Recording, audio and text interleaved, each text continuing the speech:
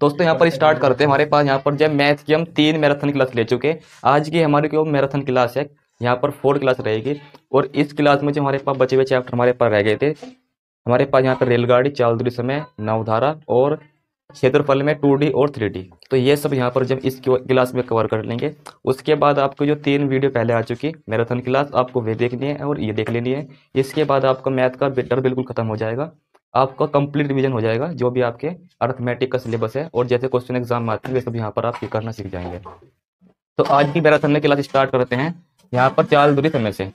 और यहाँ पर हमारे पास है फर्स्ट क्वेश्चन, एक आदमी 24 सेकंड में हमारे पास 200 मीटर दौड़ता है तो उसकी गति कितनी है। गति यानी कि चाल। चाल का फॉर्मूला हमारे पास होता है दूरी बटे समय, दूरी बटे समय। और दूरी हमारे पास कितनी है 24, और समय हमारे पास नहीं, दूरी हमारे पास है 200 और समय हमारे पास है 24। और ये चाल हमारे पास कहीं में आएगी, मीटर पर सेकंड में आएगी। चाल पता नहीं है किलोमीटर पर घंटा में, तो यहाँ पे याद कर लेंगे 1 किलोमीटर हमारे पास पर सेकंड। इसको बदलना हो किलोमीटर पर घंटा में तो 18/5 से मल्टीप्लाई करेंगे तो 1 किलोमीटर पर घंटे में चेंज हो जाएगा। अगर जो किलोमीटर प्रति घंटे को चेंज करना हो मीटर पर सेकंड में तो 5/18 से गुना करनी होगी। और ये बात आपको कभी नहीं भूलनी, इंपॉर्टेंट रहेगी। तो चाल हमारे पास निकालने किलोमीटर पर घंटा में, तो इसमें हम गुना कर देंगे 18/5 से 200 में। तो यहाँ पर 18/5 से मल्टीप्लाई कर देंगे, आंसर आएगा 6 तिया 18 और 6 चौक 24। 4 से भाग करेंगे 4 पंजे 20, 5 से भाग करेंगे 5 धाम 50 और 10 तिया 30। तो 30 किलोमीटर पर आवर उस आदमी की गति आ जाएगी किलोमीटर प्रति घंटा में। तो ऑप्शन ए राइट आंसर रहेगा। तो इस चैप्टर के जितने टाइप बन सकते हो सारे यहाँ पर कवर करेंगे और सभी क्वेश्चन वे लिए हैं जो एग्जाम में पूछे जा चुके हैं। तो इससे आपको एग्जाम में निश्चित यहाँ पर सफलता मिलेगी। जो भी आप यहाँ पर रिवाइज करेंगे, सीखेंगे, वो सब आपको जो एग्जाम में देखने को मिलेगा। दोस्तों क्वेश्चन हमारे पास यहाँ पर है 2। एक कार की चाल यहाँ पे नहीं, एक कार हमारे पास जो है 50 मिनट में 90 किलोमीटर की दूरी तय करती है। इसकी गति मीटर पर सेकंड में कितनी होगी। तो मीटर पर सेकंड में गति बतानी है, तो गति बराबर हमारे पास होता है दूरी बटे हमारे पास यहाँ पे समय। और दूरी हमारे पास यहाँ पे कितनी है, किलोमीटर में है। तो किलोमीटर को मीटर में चेंज करेंगे तो 1000 से मल्टीप्लाई कर लेंगे। मिनट में हमारे पास समय है, सेकंड में चेंज करेंगे तो 60 से मल्टीप्लाई कर लेंगे। और इसको सोल्यूशन करने के बाद हमारे पास यहाँ पर आंसर आ जाएगा। तो 50 से भाग करेंगे, 50 दूनी 100 और ये 0 की 0, 20 तिया 60 और 3 से भाग करेंगे, 3 तिया 9, 0 की 0। तो 90 मीटर सॉरी 30 मीटर पर सेकंड कार की चाल आ जाएगी। ये इस क्वेश्चन का आंसर है। बस क्या करना, क्या आता ध्यान रखना है, नहीं पता है तो 1 किलोमीटर में हमारे पास 1000 तो हो गए मीटर। और ये तो सब जानते होंगे कि 1 मिनट में कितने हमारे पास सेकंड हो गए, 60 सेकंड। तो उसको इस तरीके से हमने चाहिए क्वेश्चन कर लिया। तो आगे बढ़ते हैं नेक्स्ट। दोस्तों यहाँ पर देखते हैं क्वेश्चन नंबर 3। एक ट्रेन की चाल हमारे पास है 108 किलोमीटर पर घंटा और ट्रेन को 11 सेकंड जो हमारे पास है, ट्रेन 11 सेकंड में कितनी दूरी तय कर लेगी। तो हमारे पास यहाँ पे चाल दे रखी है किलोमीटर पर घंटा में और दूरी ज्ञात करनी है मीटर में। तो एक काम करते हैं, पहले चाल को चेंज करते हैं हमारे पास कहीं में मीटर पर सेकंड में। तो 5/18 से गुना कर देंगे, 18 पंजे 90, 18 छक्का 108, 6 पंजे 30। तो 30 मीटर पर सेकंड हमारे पास क्या जाएगी ट्रेन की चाल। और चाल बराबर क्या होता है, दूरी बटे समय। और दूरी नहीं पता और समय कितना है 11, 11 से मल्टीप्लाई कर देंगे तो दूरी आ जाएगी 11 तिया 33, 330 मीटर। और यही क्वेश्चन का आंसर भी है। तो इजी क्वेश्चन है। आगे बढ़ते हैं नेक्स्ट क्वेश्चन की ओर। दोस्तों हमारे पास देखते हैं क्वेश्चन नंबर 4। एक कार 60 किलोमीटर प्रति घंटे से चलते हुए एक निश्चित दूरी तय करती है और फिर 40 किलोमीटर प्रति घंटे की चाल से फिर प्रारंभिक बिंदु यानी जहां से चलना स्टार्ट किया था फिर वहां पर वापस लौटती है। तो पूरी यात्रा के दौरान औसत चाल क्या होगी। इस क्वेश्चन में क्या आएगी, इस क्वेश्चन हमारे पास है 2 व्यक्ति है, ए से चलते हैं, यानी हमारे पास ये क्वेश्चन दोबारा समझोगे। एक ट्रेन ए से चलती है x किलोमीटर प्रति घंटे की चाल से और फिर बी पर पहुंच जाती है और फिर बी से चलती है ए के लिए, यानी कि हम कुछ दूरी इधर से यहाँ तक जाने में तय करेंगे और फिर वही दूरी उधर से आने में यहाँ तक तय करेंगे, यानी कि जाने में और आने में दूरी समान हो। तो औसत चाल निकलेगी, जाने में चाल ये रही और आने में चाल ये रही। तो फिर यहाँ पे निकलती है औसत चाल, हमारे पास फॉर्मूला है 2xy और बटे x + y। अगर जो जाने में दूरी और फिर आने में दूरी सेम है और निकालनी है औसत चाल, तो निकलेगी जाने में चाल और फिर यहाँ पे आने में चाल। तो हमारे पास निकलेगी औसत चाल 2 गुना जाने में चाल और गुना आने में चाल प्लस के जाने में प्लस के आने में चाल। क्वेश्चन वही है, हमारे पास एक कार है, जाने में चाल ये है और फिर वापस उसी बिंदु पर आने में चाल 40 है, औसत चाल बतानी है। औसत चाल हमारे पास जाएगी 2 गुना जाने में चाल गुना आने में चाल, जाने में चाल प्लस के आने में चाल। ऊपर हमारे पास सेम टू सेम रख लेंगे और गुना 100, जीरो तो हमारे पास जीरो कट जाएगी, 6 चौक 24 और 24 दूनी 48, तो औसत चाल आ जाएगी 48 किलोमीटर प्रति घंटा। ये रहा हमारे पास राइट आंसर। आगे बढ़ते हैं नेक्स्ट।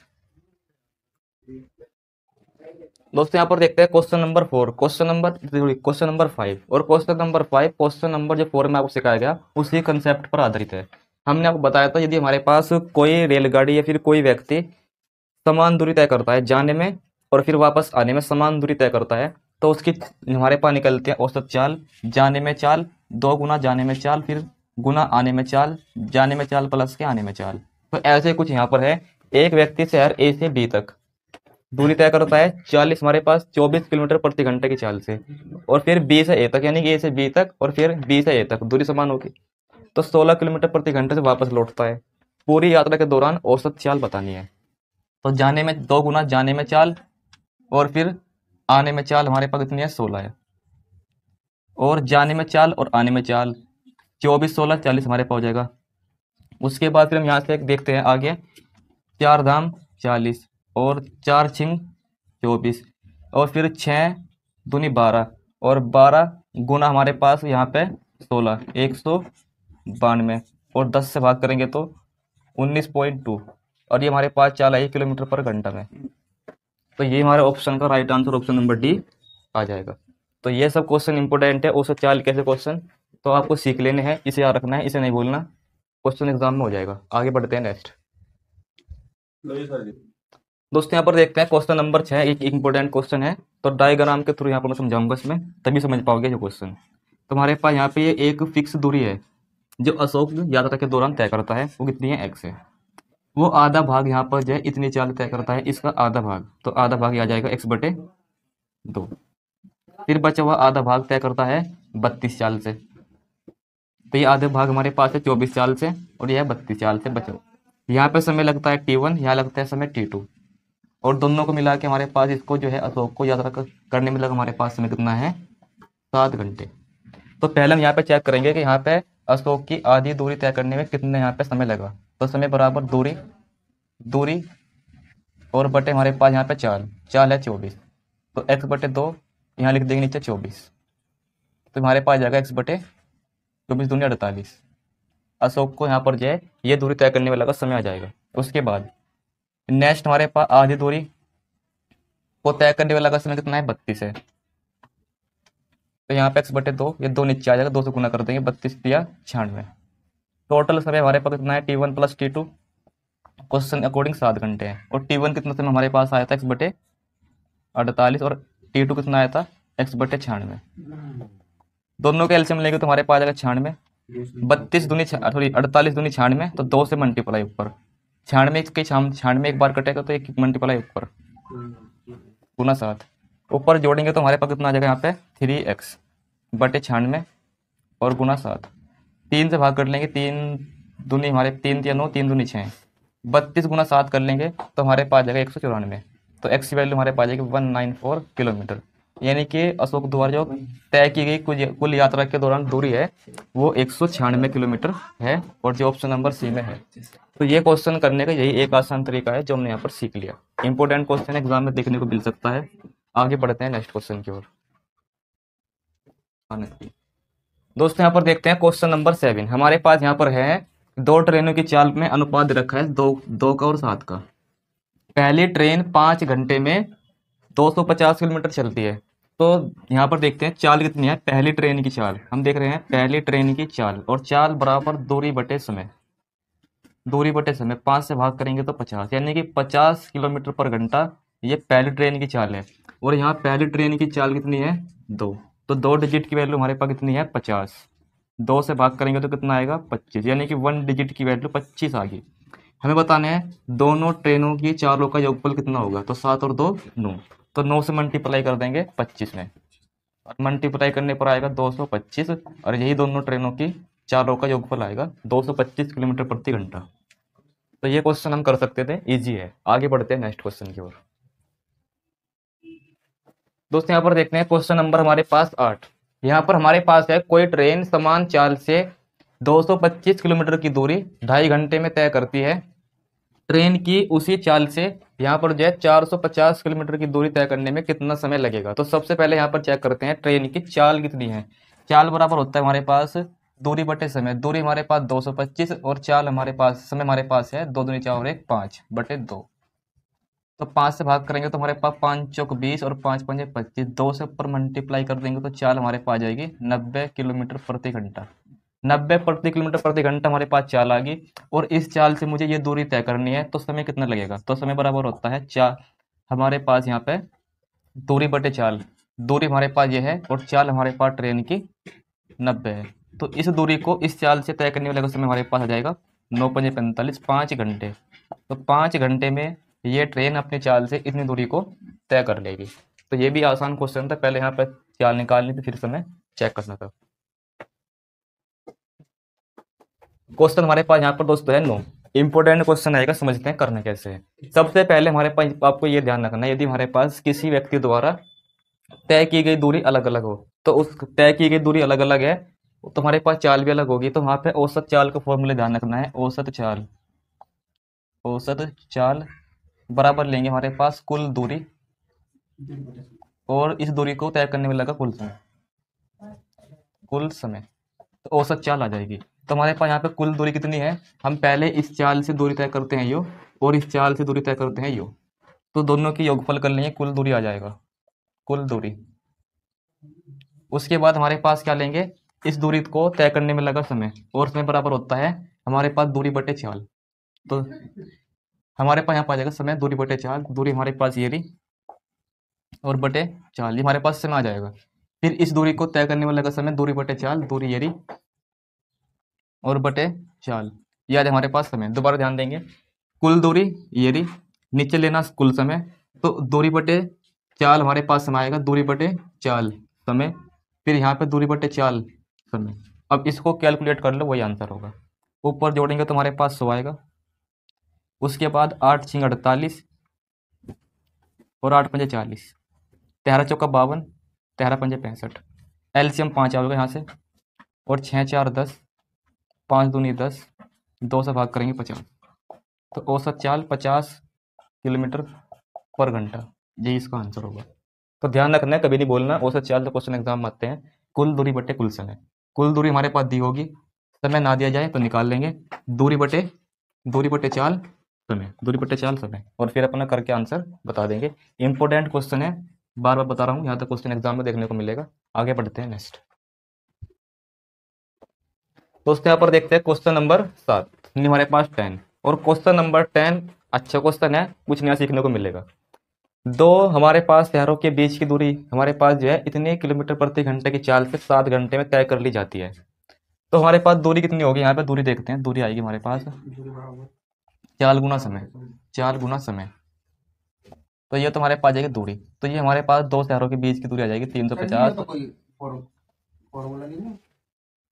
हमारे पास यहाँ पर ध्यान रखते हैं, होता है चाल बराबर दूरी बटे समय। तो दूरी बराबर आएगा चाल गुना समय। यहाँ से हम यहाँ पर सीख सकते हैं, ये फॉर्मूला यहाँ से निकल गया है, दूरी की गुना, दूरी बराबर आएगा चाल गुना समय।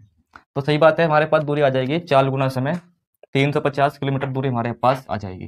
क्वेश्चन में जो आज्ञा है वो सीखना है, वही क्वेश्चन पूछे गए। गति कितनी बढ़ाई जानी चाहिए, यानी कि हम गति को कितना बढ़ाए कि हमारे पास पूरी यात्रा का 2 घंटा बच जाए। तो दूरी हमारे पास सेम है, दूरी हमारे पास सेम है।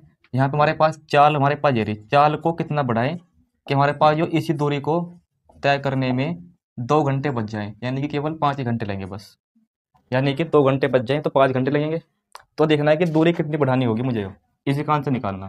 तो सॉरी चाल कितनी बढ़ानी पड़ेगी, तो 5 से भाग करें 70, 50 घटा देंगे, तो मुझे यहाँ पे जो है ये अपनी चाल 20 किलोमीटर प्रति घंटा बढ़ानी होगी। ये इस क्वेश्चन में करना था। Option number C right answer रहेगा। तो ये हमारे पास पहले मैंने यहाँ पे चेक किया दूरी कितनी है, दूरी ये आई। चाल को कितना बढ़ाया जाए कि यहाँ पर जो 7 घंटे लग रहे हैं उसमें तो हमारे पास 2 घंटे बच जाए, तो 5 लगेंगे समय। तो यहाँ से हमने x का मान निकाल लेना जो है बढ़ाई गई दूरी। ये हमारे इस क्वेश्चन का राइट आंसर है। आगे बढ़ते हैं नेक्स्ट। दोस्तों यहाँ पर देखते हैं क्वेश्चन नंबर 11, और यहाँ पर जो है इस चैप्टर का लास्ट क्वेश्चन होगा। इसके बाद हम इस क्वेश्चन करने के बाद नया चैप्टर स्टार्ट करेंगे रेलगाड़ी। तो ये क्वेश्चन देख लेते हैं, उसके बाद चैप्टर स्टार्ट करेंगे रेलगाड़ी।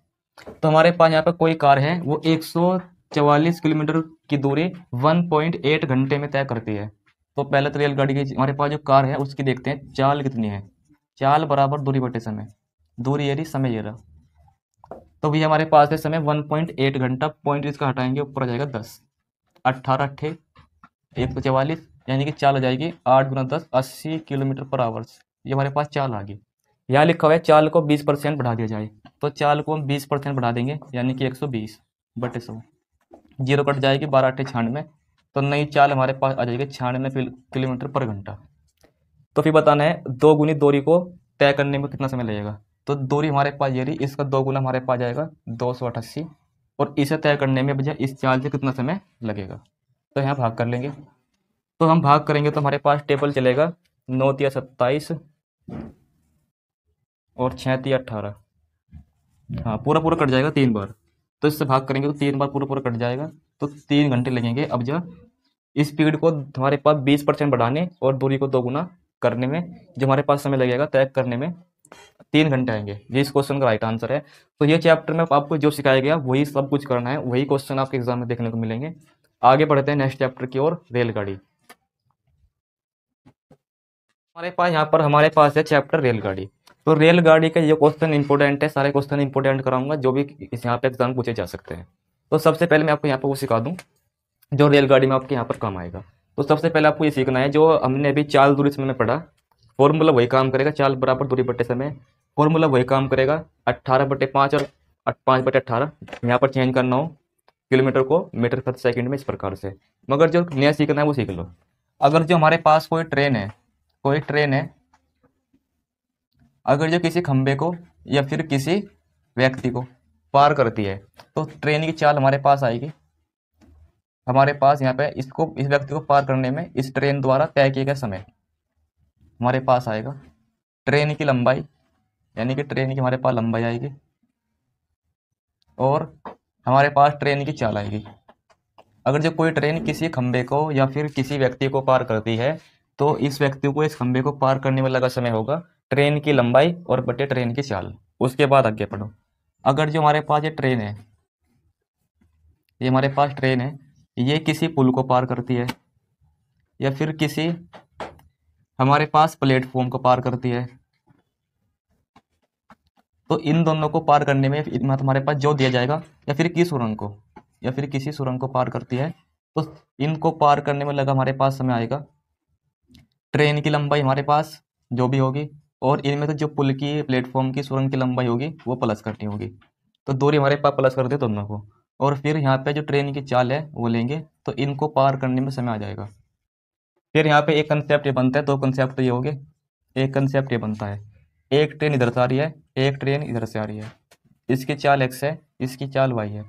आपस में जब ये मिलती है, एक दूसरे को पार करने में कितना समय लगेगा। तो समय हमारे पास लगता है, इसकी मान लो लंबाई 1 किलोमीटर है, इसकी लंबाई 20 किलोमीटर है। तो ये हमारे पास 2 ट्रेन ऐसे आ रही है, दोनों की चाल ये रही, किलोमीटर प्रति घंटा और किलोमीटर प्रति घंटा। तो हमारे पास क्वेश्चन बनेगा कि ये जो है एक दूसरे की ओर आ रही है, तो ये हमारे पास या फिर विपरीत दिशा में आ रही है, एक दूसरे को पार करने में कितना समय लेगी। तो हमारे पास समय निकलेगा, दोनों ट्रेनों की लंबाई को जोड़ना है, और विपरीत दिशा में ऐसे आ रही है रेलगाड़ी, तो फिर हमारे पास दोनों की चाल को जोड़ देना है, तो एक दूसरे को पार करने में समय आ जाएगा। दूसरी कंडीशन बनती है, यदि 2 ट्रेन एक दूसरे से एक ही दिशा में जा रही हो, इसकी चाल मान लो x किलोमीटर प्रति घंटा है, इसकी चाल y किलोमीटर पर घंटा है, इसकी दूरी, इस ट्रेन की लंबाई 1 किलोमीटर है, इस ट्रेन की लंबाई 20 किलोमीटर है। अगर 2 ट्रेन एक ही दिशा में जा रही है, मान लेते हैं कि इसकी स्पीड ज़्यादा है x वाले की, इसकी स्पीड कम है, तो इसको ये पार कर देगी जब स्पीड ज़्यादा है कहीं आगे जाके। तो बात है कि ये ट्रेन इस ट्रेन को पार करने में कितना समय लेगी, ऐसा क्वेश्चन आएगा। तो करोगे, ट्रेन की लंबाई तो प्लस ही करनी है हमें, अगर जो हमारे पास ट्रेन एक ही दिशा में जा रही है तो ज़्यादा में से कम वाली चाल घटाओगे। इस प्रकार से ज़्यादा स्पीड वाली ट्रेन कम स्पीड वाली ट्रेन को पार करने में इतना समय लेगी, यहाँ से हम कर लेंगे। तो ये पूरा कंसेप्ट है रेलगाड़ी का, इससे बाहर कुछ नहीं है। इससे हमारे पास सीख के हम सारे क्वेश्चन यहाँ पर करेंगे। तो देखते हैं पहला क्वेश्चन।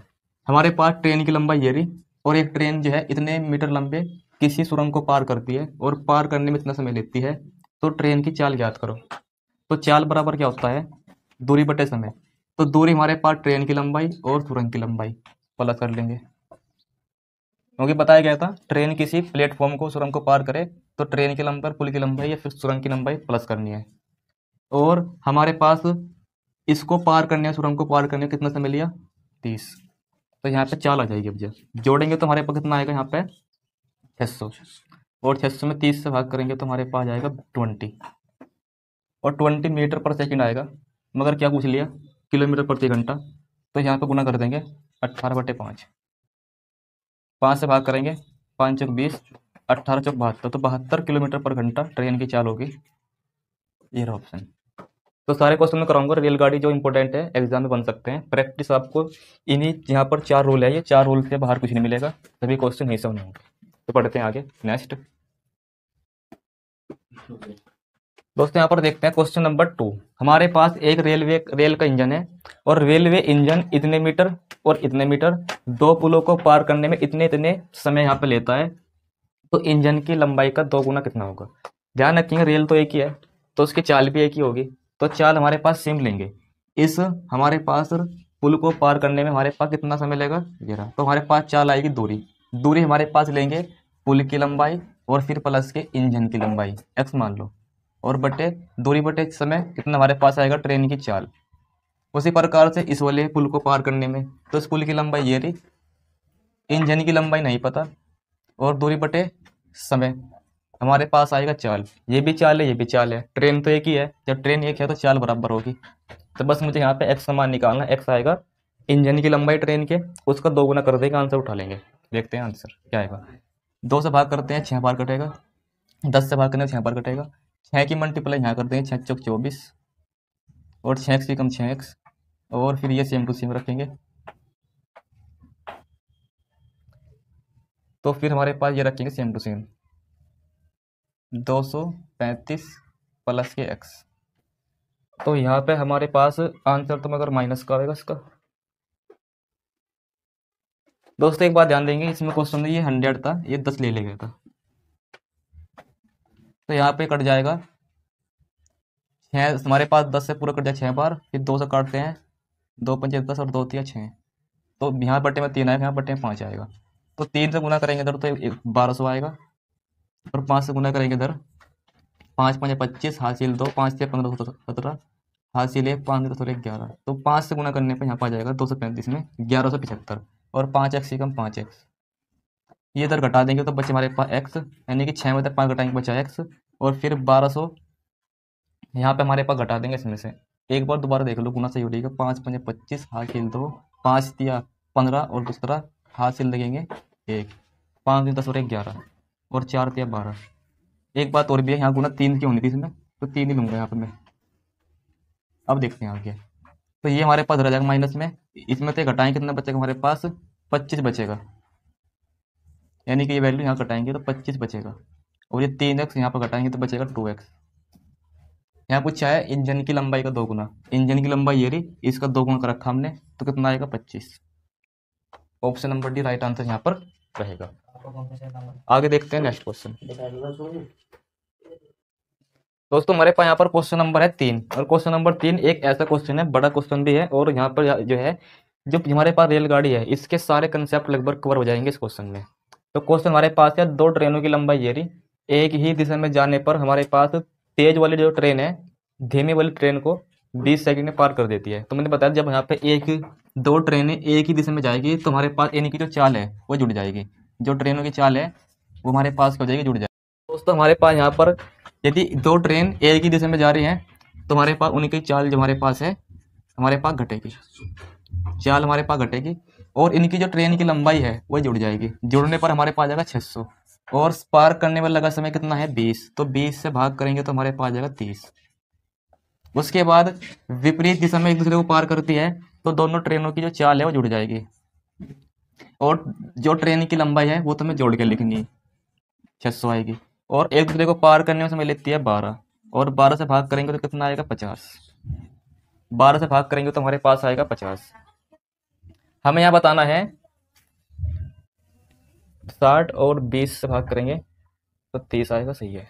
बताना है हमारे पास है यहाँ पर तेज ट्रेन की गति हमारे पास कितनी है किलोमीटर पर घंटा में। तो पहले हम यहाँ पर देखते हैं, तेज वाली हमारे पास ट्रेन की गति यहाँ पर है x, तो इसकी वैल्यू हमारे पास आएगी, इन दोनों को जोड़ देंगे 80 और 2 से भाग कर देंगे तो 40 आएगी, मगर 40 आएगी मीटर पर सेकंड में चाल, और चाल कैसी बतानी है किलोमीटर पर घंटा में।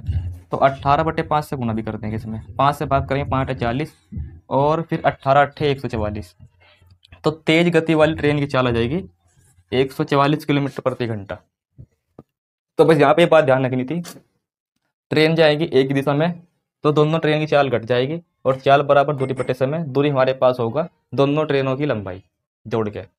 एक ही हमारे पास जाएगी विपरीत दिशा में, चाल जोड़ देंगे ट्रेनों की, और जो हमारे पास ट्रेन की जो लंबाई है दोनों ट्रेनों की वो दूरी आएगी दोनों को जोड़ के, और पार करने वाला का समय हमारे पास रखा था 12। पूछा था तेज ट्रेन वाली जो हमारे पास तेज ट्रेन है उसकी गति कितनी है, उसकी हमारे पास गति मान रखी हमने x, तो x का मान निकलेगा यहाँ से और यहाँ से, दोनों को जोड़ देंगे 2 से भाग कर देंगे। चाल पूछी किलोमीटर पर घंटा में, तो 18/5 से गुना करके राइट आंसर।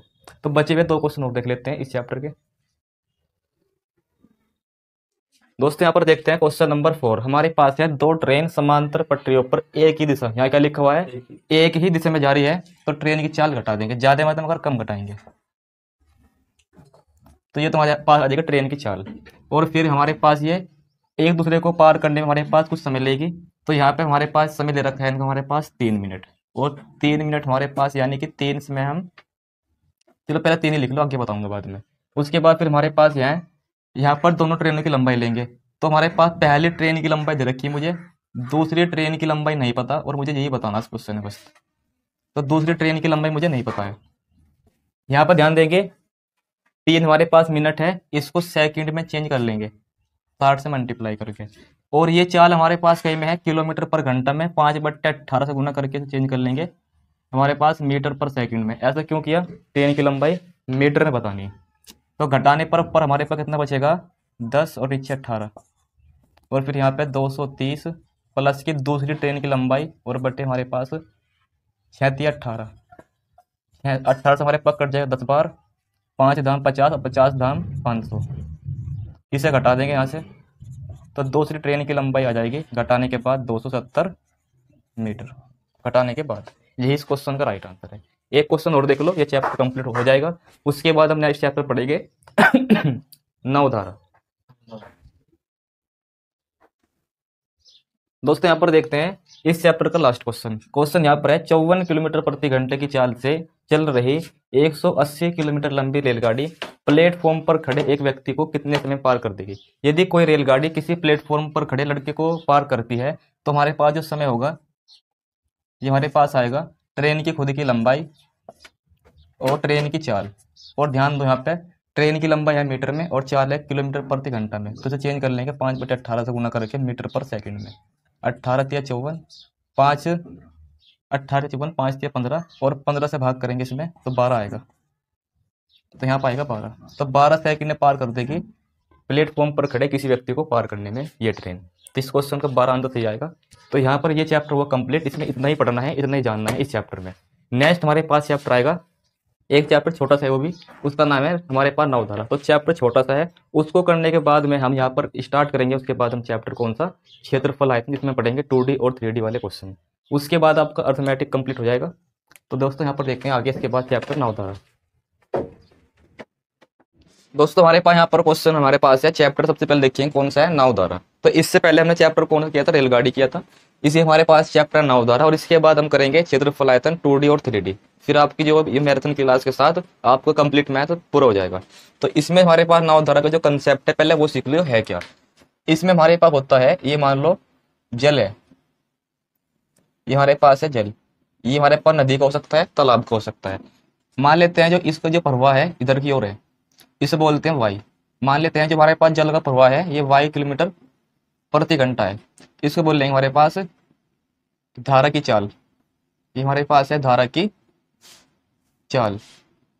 और ये मान लो हमारे पास इसमें एक ये नाव है, ये इसमें एक नाव है। अगर ये धारा के साथ जा रही है, धारा के साथ ये हमारे पास जा रही हो धारा के साथ y किलोमीटर प्रति घंटे की चाल से। ध्यान रखेंगे, अगर ये नाव धारा के साथ जा रही है तो उसको बोलते हैं हम अनुकूल, धारा के अनुकूल प्रवाह। नाव का धारा की दिशा में चाल या धारा के अनुकूल चाल, धारा के अनुकूल चाल। यानी कि जो बता रहा हूं पूरे चैप्टर कंसेप्ट है हमारे पास, बस ये ध्यान रखिए। हमारे पास अगर जब हम नाव को धारा के साथ चलाएंगे तो ये चाल हमारे पास जुड़ जाएगी, इतनी बात ध्यान रखनी है। अगर जो नाव जा रही हो इधर की ओर x किलोमीटर प्रति घंटे की चाल से धारा की विपरीत दिशा में, यानी कि धारा इधर को और नाव चली है इधर को, तो फिर हमारे पास क्या होगा, नाव की धारा की विपरीत दिशा में चाल, या फिर इसको बोल सकते हैं धारा के प्रतिकूल चाल, धारा के प्रतिकूल चाल। तो इस कंडीशन में हमारे पास क्या होगा, हम नाव की चाल में से धारा की चाल घटा देंगे। तो इतनी बात पता होनी चाहिए, यदि हम धारा के साथ जा रहे हैं, धारा के अनुकूल जा रहे हैं नाव को लेके, तो चाल जुड़ेगी धारा की और किसकी, हमारे पास यहाँ पे नाव की। तो हमारे पास ये नाव की चाल है, इसको बोलते हैं हम शांत जल में नाव की चाल। और जा रहे हैं विपरीत दिशा में तो हमारे पास चाल घटेगी। यही इस क्वेश्चन में यहाँ पे हमें सीखना है। तो देखते हैं क्वेश्चन कैसे होगा।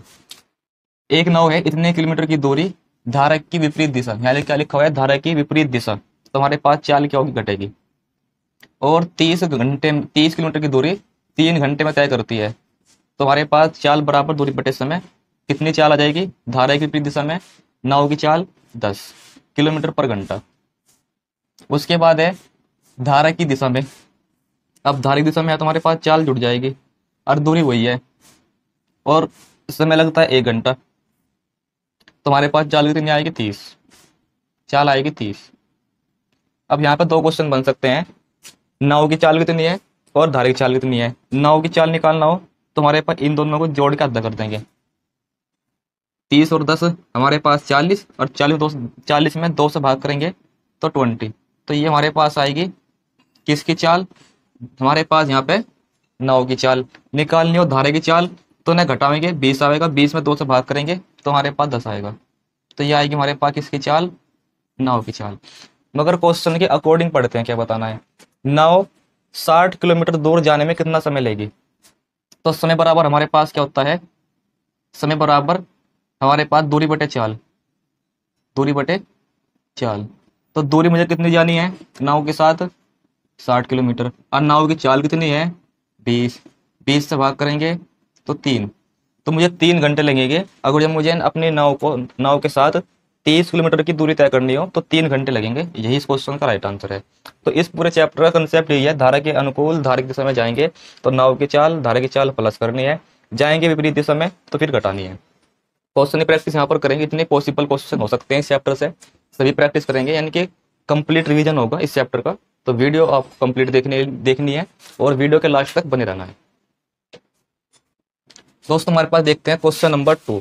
तो इंपॉर्टेंट क्वेश्चन है, यानी कि इस चैप्टर से क्वेश्चन बड़ा आएगा मगर इजी होगा। बस समझना है कि विपरीत दिशा में जा रहे हैं तो चाल घटेगी, समान दिशा में जा रहे हैं धारा की दिशा में जा रहे हैं तो चाल जुड़ेगी। तो यही बात वही है, स्थिर जल में किसी मोटर बोट की चाल इतनी है, यानी कि हमें मोटर बोट की चाल दिया तो एक्स की वैल्यू दे दी कितनी, 20 किलोमीटर प्रति घंटा। और ये जो है धारा की दिशा में, अब धारा की दिशा में तय करती है तो यहाँ पे नाव की चाल प्लस के हमारे पास यहाँ पे क्या आएगा, धारा की चाल।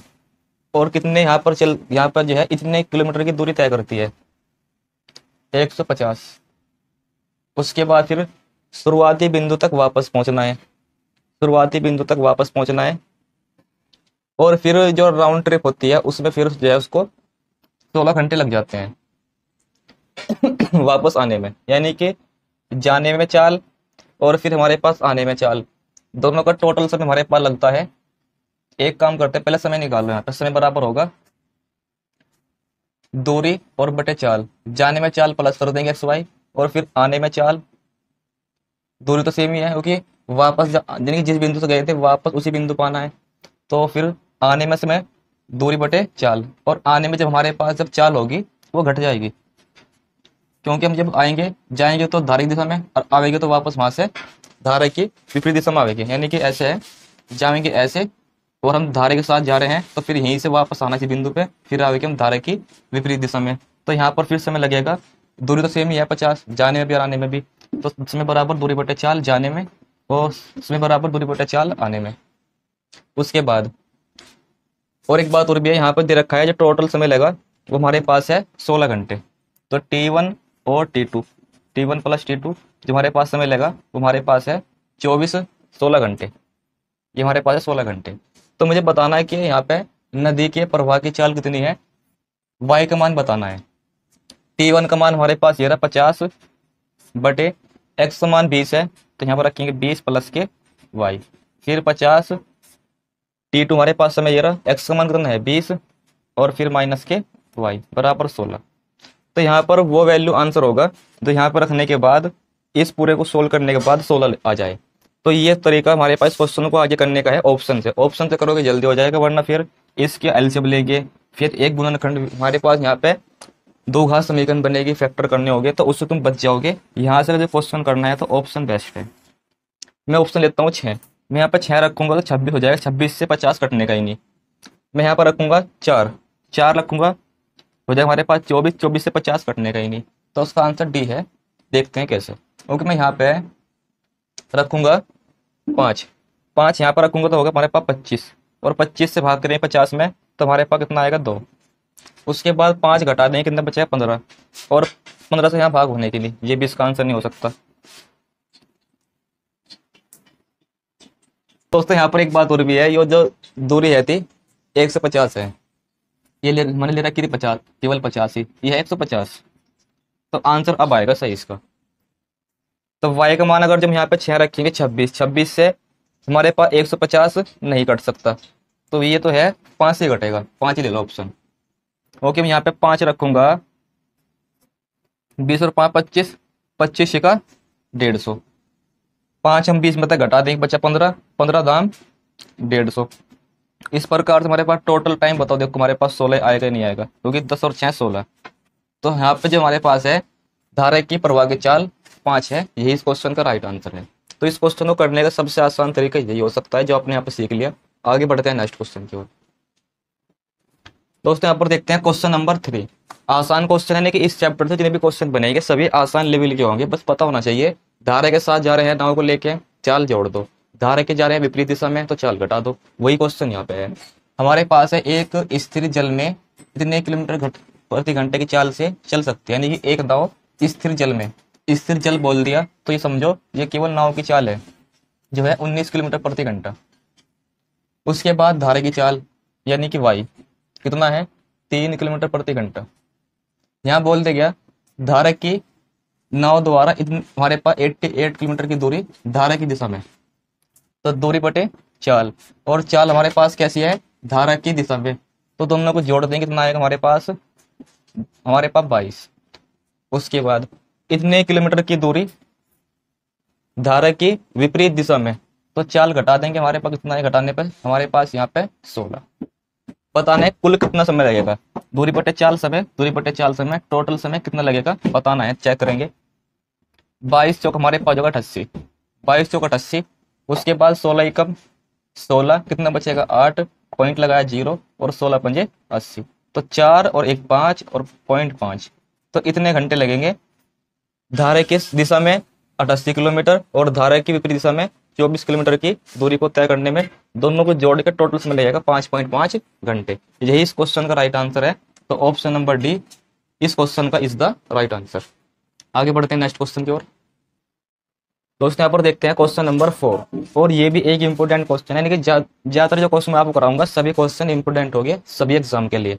तो ये क्वेश्चन हमारे पास है, रवि स्थिर जल में एक नाव को 14 किलोमीटर प्रति घंटे की चाल से चला सकता है, और यहाँ पे धारा की हमारे पास या फिर नदी की जो प्रवाह है उसकी चाल ये रही, यानी कि मान लो नाव की चाल तुम्हारे पास दे रखी है 14 किलोमीटर प्रति घंटा, और धारा की दिशा दे रखी है हमारे पास यहाँ पे 2 किलोमीटर प्रति घंटा।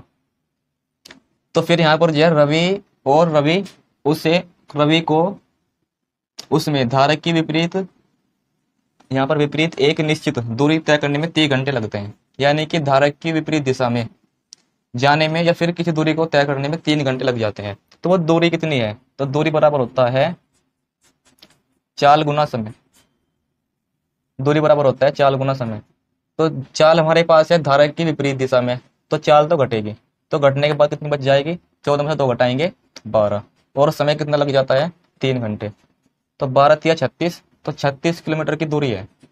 दूरी कितनी है? 36 किलोमीटर। आगे पढ़ते हैं। तो उसे धारा की दिशा में उतनी ही दूरी तय करने में कितना समय लगेगा? और समय बराबर क्या होता है? समय बराबर दूरी बटे चाल। दूरी बटे चाल। अब दूरी कितनी हमारे पास है? मैंने कहा उतनी ही दूरी, इतनी पहले तय करी थी, दूरी सेम है। और उसे धारा की दिशा में, अब की बार दूरी क्या हमारे पास जो दूरी है वो तय करनी है धारा की दिशा में। तो चाल तो जुड़ जाएगी। तो 14 और 2 हो जाएगा हमारे पास 16। 14 और 2 16। तो हमारे पास देखते हैं कितना समय लगेगा। 16 दूनी हमारे पास हो जाएगा 32। 16 दूनी 32, कितना बचेगा? 4। उसके बाद 4 गुना, ये 4 बचता है घंटे। इसको हम चेंज कर लेंगे कहीं में मिनट में, 60 से मल्टीप्लाई करके। उसके बाद 16 से भाग करते हैं। 4 धाम 4 चौक 16, और 4 से भाग करेंगे तो यहाँ पाएगा 15। तो हमारे पास ये जो बचा हुआ 4 है, 16 दूनी 32, 4 बचेगा। मैंने इसको मिनट में चेंज किया, फिर 16 से भाग किया तो कितना आएगा? 15 मिनट। तो 2 घंटे 15 मिनट लगेंगे उसी दूरी को धारा की दिशा में तय करने में। तो इस क्वेश्चन का आंसर ऑप्शन नंबर बी है। आगे बढ़ते हैं नेक्स्ट। तो दोस्तों हमारे पास क्वेश्चन नंबर है 6। एक बात और यहाँ पर है, एग्जाम में मैथ में कैसे क्वेश्चन आ जाइए, जब तक क्वेश्चन को समझ नहीं पाने क्वेश्चन होने का नहीं। तो पहले क्वेश्चन ही समझते हैं क्या। सुनील यहाँ पर है, नाव को धारा के विपरीत 1 घंटे 15 मिनट में 20 किलोमीटर दूर ले जा पाता है। यानी कि धारा की विपरीत दिशा में, तो धारा की विपरीत दिशा में ले जा पाता है 1 घंटे 15 मिनट में, अपनी नाव को 20 किलोमीटर दूर ले जाता है। उसके बाद नदी की धारा की दिशा की चाल दे रखी है, कितनी है हमारे पास? 2। और धारा की जा रहे हैं विपरीत दिशा में, तो चाल तो घटेगी। तो हमें नाव की चाल तो नहीं पता, ये मान लो x है, और विपरीत दिशा में जा रहे हैं धारा की विपरीत दिशा में, तो चाल घटेगी। और घटा देंगे किसमें? नाव की चाल, सॉरी धारा की चाल घटा देंगे। दोबारा समझेंगे, धारा के जा रहे हैं विपरीत दिशा में, चाल घटेगी। नाव की चाल माइनस धारा की चाल। नाव की चाल नहीं पता मुझे भी, मगर जरूर पता है कि 20 किलोमीटर दूर जाने में 1 घंटा 15 मिनट लगती है। तो 1 घंटा 15 मिनट को हम क्या लिख सकते हैं? 1 घंटा 15 मिनट को हम लिख सकते हैं 1 घंटा 15 मिनट बटे 60। इसको हम घंटे में से लिख सकते हैं। 60 से भाग क्यों करा? क्योंकि मैंने मिनट को घंटे में चेंज कर लिया। तो मैं इसको लिख सकता हूँ 15 एकम 15, 15 चौका 60, 4 एकम 4 और 1 5। तो 5 बटे 4 घंटे, 1 घंटे 15 मिनट को लिखा जा सकता है। तो यहाँ लिखेंगे 5 बटे 4। 4 से भाग, 5 से भाग करें, 5 चौक 20, और 4 की मल्टीप्लाई ऊपर हो जाएगी, तो 4 चौक 16। 2 प्लस कर देंगे, माइनस के तरह प्लस हो जाएगा, 2 प्लस कर देंगे तो 16 2 18। ये हमारे पास आ जाएगी किसकी चाल? नाव की चाल। मगर क्वेश्चन यहाँ तक तो है नहीं कि नाव की चाल निकालनी हो, क्वेश्चन आगे भी है। धारा की दिशा में 30 किलोमीटर जाने में कितना समय लगेगा? तो कहाँ जा रहे हैं? धारा की दिशा में, बताना है समय। तो समय बराबर होता है दूरी बटे चाल। और दूरी मुझे कितनी जानी है? 30 किलोमीटर। और जानी कैसे है? धारा की दिशा में, और धारा की दिशा में हमारे पास चाल को जोड़ना पड़ेगा। 18 हमारे पास नाव की चाल है, और धारा की चाल हमारे पास 2 है, धारा की चाल 2 है। तो 18 2 20। तो धारा की दिशा में चाल ये हमारे पास जोड़नी पड़ेगी, 18 2 20। अब देखते हैं कितना समय लगेगा। 0 से हमारे पास 0 कट जाएगा, 2 एकम 2, कितना बचेगा? 1। 1 को हम यहाँ पे चेंज करेंगे कहीं में मिनट में, तो 60 से गुना कर देंगे।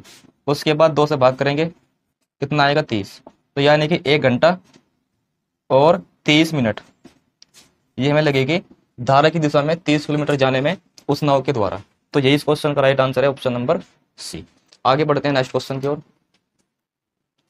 तो दोस्तों हमारे पास क्वेश्चन नंबर है 7, और एक इंपोर्टेंट क्वेश्चन है, समझते हुए चलेंगे। बस आपको इतना ध्यान रखना है, अनुकूल की बात है धारा की दिशा में जाएंगे, प्रतिकूल की बात है धारा की विपरीत दिशा में जाएंगे। हमारे पास रखा है यहाँ पर एक आदमी शांत जल में उसकी चाल इतनी है, एक आदमी की शांत पानी में चाल इतनी है, तो उसमें लफेद नाव की चाल मान लो, या फिर वायु यहाँ पर जो है व्यक्ति की चाल मान लो कितनी है, 6 किलोमीटर प्रति घंटा। और यहाँ पर भी ये नहीं पता हमें कि धारा की चाल कितनी है, मगर इतना पता है धारा के प्रतिकूल और फिर धारा के अनुकूल तैरने में 3 गुना समय लगता है। तो समय बराबर क्या होता है, दूरी बटे चाल। हम मानते हैं कि वो एक्स यहाँ पे 1 किलोमीटर तैरता है धारा के प्रतिकूल, तो प्रतिकूल तैरता है तो हमारे पास चाल घटेगी, व्यक्ति की चाल माइनस के धारा की चाल। फिर हमारे पास दूरी बटे चाल समय हो गया।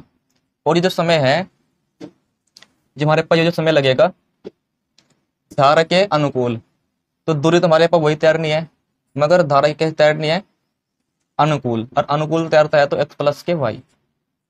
इसमें क्या रखा है कि ये वाला जो समय है और अनुकूल वाला जो समय है वो कितना है, 3 गुना है इसका। कितना गुना है, 3 गुना। अब देखो यहाँ तक की बात समझ पाएगा, दोबारा समझ लेंगे। धारा के अनुकूल तैरने में लगा समय दूरी बटे चाल, प्रतिकूल का है चाल घटा देंगे, व्यक्ति की चाल धारा की चाल, और दूरी बटे चाल हमारे पास होता है समय। ये वाला समय धारा के अनुकूल जो समय लगा उसका 3 गुना है, तो ए से हमारे पास 1 कैंसिल हो जाएगा।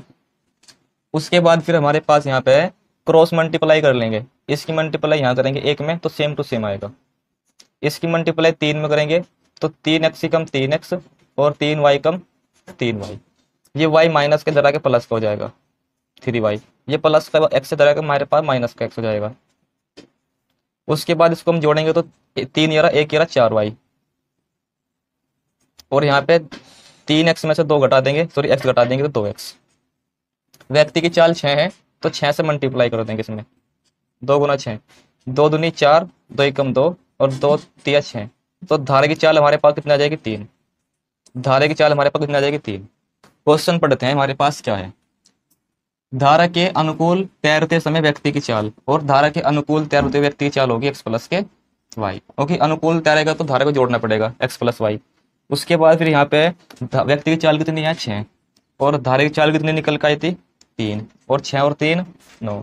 तो व्यक्ति की धारा के अनुकूल तैरते समय चाल कितनी होगी, 9 किलोमीटर प्रति घंटा, 9 किलोमीटर प्रति घंटा। और यही इस क्वेश्चन का राइट आंसर भी है। तो आगे बढ़ते हैं नेक्स्ट क्वेश्चन की ओर। दोस्तों यहाँ पर हमारे पास है इस चैप्टर का लास्ट क्वेश्चन। उसके बाद हम आगे पढ़ रहे होंगे नेक्स्ट चैप्टर क्षेत्रफल आयतन, जिसमें हम 2D पढ़ेंगे और 3D पढ़ेंगे। उस चैप्टर को हम कुछ इस तरह पढ़ेंगे कि सभी क्वेश्चनों के फॉर्मूले आपके रिपीट हो जाए पूरे चैप्टर के, और इंपोर्टेंट क्वेश्चन की प्रैक्टिस हो जाए। तो वो चैप्टर आपके लिए एग्जाम के लिए इंपोर्टेंट हो, क्योंकि वहां से एग्जाम कोई भी हो 2 क्वेश्चन आपको एग्जाम में देखने को मिलते हैं।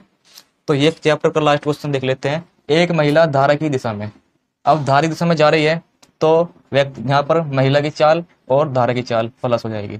अब चाल बराबर क्या होता है, दूरी और बटे समय, यानी कि इतनी दूरी इतने समय में तय करती है, तो धारा की दिशा में चाल आ जाएगी, कितनी आएगी, 4 नाम 36। फिर हमारे पास है धारा की विपरीत दिशा में, तो चाल तो घट जाएगी, और दूरी कितनी तय करती है, 49 7 घंटे में। तो धारा की विपरीत दिशा हमारे पास चाल आ जाएगी विपरीत दिशा में 7 7 49। बताना है धारा की चाल। धारा की चाल हमारे पास है कितनी, y, और y का मान निकालना हो तो इन दोनों को घटा देंगे और 2 से भाग कर देंगे, घटाने पर 2 आएगा, 2 से भाग कर देंगे 1, तो धारा की चाल 1 किलोमीटर प्रति घंटा आ जाएगी। निकालना होता नाव की चाल, तो फिर हम इनको जोड़ते हैं, जोड़ने पर 16 आएगा और 16 में 2 से भाग करते हैं, फिर आता 8, तो ये 8 आती हमारे पास इसकी चाल, नाव की चाल या फिर महिला की चाल तैरते हुए। तो यहाँ पूछा था धारा की चाल, तो क्वेश्चन का अकॉर्डिंग आंसर 1 किलोमीटर प्रति घंटा आ जाएगा। तो हमारा नेक्स्ट चैप्टर रहेगा क्षेत्रफल आयतन। तो इसके बाद करते हैं स्टार्ट। दोस्तों यहाँ पर स्टार्ट करते हैं क्षेत्रफल, हमारे पास एरिया, जिसको हम बोल देते हैं 2 डायमेंशन। 2 डायमेंशन क्यों बोलते हैं, क्योंकि इसमें हमारे पास जिसका भी हम आकृति जो भी हमारे पास दी जाएगी उसका हम एरिया निकाल लेंगे, तो वहाँ पे उसमें हाइट होगी, सॉरी लंबाई होगी और चौड़ाई होगी। तो यहाँ पे कौन कौन से ऐसे हो सकते हैं जिनमें हमारे पास यहाँ पे जिनमें क्षेत्रफल होगा, तो ये हमारे पास हो सकता है व्रत, व्रत में क्षेत्रफल होता है, त्रिभुज हो सकता है हमारे पास क्षेत्रफल में, या फिर आयत हो सकता है क्षेत्रफल का, जिसमें हमारे पास क्षेत्रफल निकलेगा कि आयत में लंबाई चौड़ाई होगी। उसके बाद फिर यहाँ पे क्षेत्रफल निकलता है किसका, वर्ग का भी निकलता है। तो ये हमारे पास यहाँ पे हम पढ़ेंगे व्रत, शंकु, आयतन, वर्ग, और जो भी आगे जो इंपॉर्टेंट क्वेश्चन बनेंगे सभी के हम यहाँ पे फॉर्मूले चेक करेंगे, बताएंगे, समझाएंगे और साथ में क्वेश्चन भी कराएंगे। तो इस चैप्टर में क्या होगा कि आपके जितने भी फॉर्मूले हैं सभी रिवाइज हो जाएंगे और इंपॉर्टेंट क्वेश्चन की प्रैक्टिस भी कर लेंगे। क्वेश्चन वही होगा जो एग्जाम में आ चुका। मेन बात है कि आपको फॉर्मूले का आपका रिवीजन होगा इस क्लास में और इंपॉर्टेंट क्वेश्चन देखने को मिलेगा। तो इस चैप्टर को कंप्लीट देखना है और वीडियो के लास्ट तक बने रहना है। तो हमारे पास सबसे पहले यहाँ पर है समकोण त्रिभुज। तो समकोण त्रिभुज का पूरा जो फॉर्मूले हैं एक बार समझ लो, क्वेश्चन तो हो ही जाएगा। तो सबसे पहले हमारे पास है समकोण त्रिभुज होता है कुछ ऐसा जिसमें हमारे पास एक एंगल 90 का होगा, एक एंगल 90 का होगा, उसको बोलते हैं हम समकोण त्रिभुज। अगर जो हमारे पास ये थीटा है, थीटा के सामने हमारे पास मिलेगा परपेंडिकुलर यानी कि लंब। उसके बाद 90 डिग्री के सामने जो तिरछी लाइन होगी इसको बोलेंगे हम यहाँ पे हाइपोटेनस यानी कि कर्ण। उसके बाद जो नीचे बचा ये हमारे पास होगा बेस यानी कि आधार। अगर जो मुझे यहाँ पे निकालना हो हमारे पास समकोण त्रिभुज का परिमाप यानी कि पेरीमीटर, ये हमारे पास आएगा। सभी साइड को प्लस कर दो बस, यानी कि परपेंडिकुलर, हाइपोटेनस और बेस। मुझे निकालना हो इसका क्षेत्रफल या निकालना हो क्षेत्रफल, तो क्षेत्रफल का फॉर्मूला होता है 1/2 आधार यानी कि बी और गुना ऊंचाई। तो मेरे साथ याद करेंगे क्षेत्रफल क्या होगा हमारे पास समकोण त्रिभुज का 1/2 आधार गुना ऊंचाई, 1/2 आधार गुना ऊंचाई। परिमाप होगा, सभी को जोड़ दो। तो इतना भी हमारे पास समझना यहाँ पे चाहिए। उसके बाद और सीख लो, यदि हमारे पास यहाँ पे एक कंडीशन बनेगी ये वाली, हमारे पास यहाँ पे एक त्रिभुज है, ये समकोण त्रिभुज, इसके बीच में एक वृत्त बनता है ये तीनों साइड को टच करते हुए।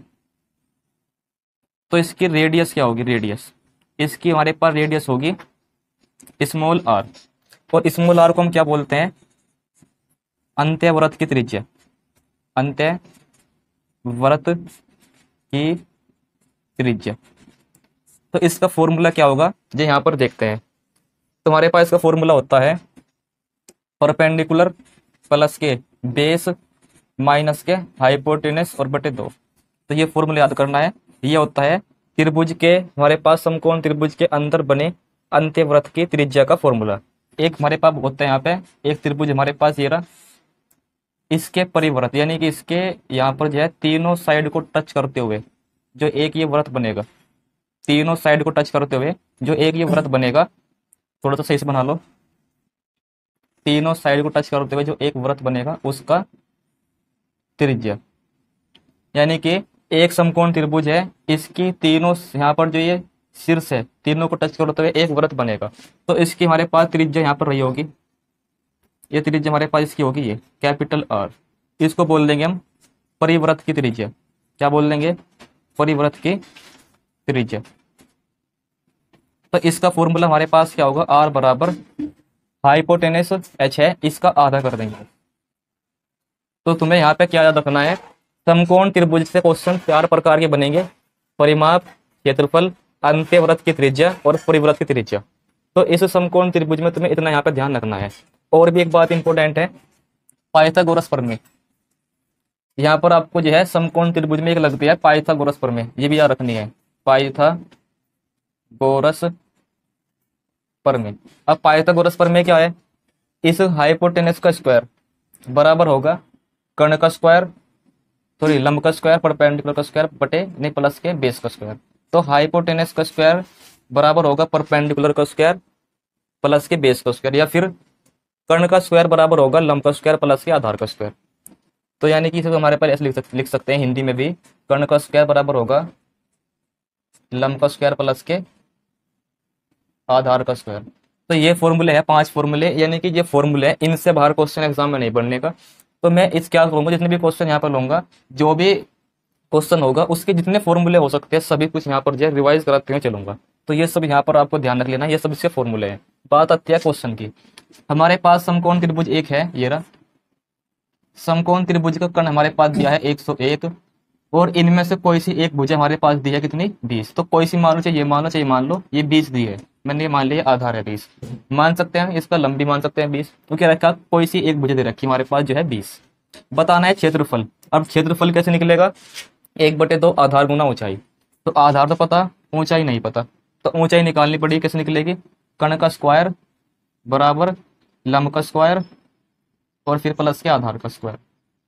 101 का स्क्वायर हमारे पास क्या आएगा, 1 का स्क्वायर 0, ये हमारे पास आएगा 102 01, यानी कि 10,201 101 का स्क्वायर आएगा।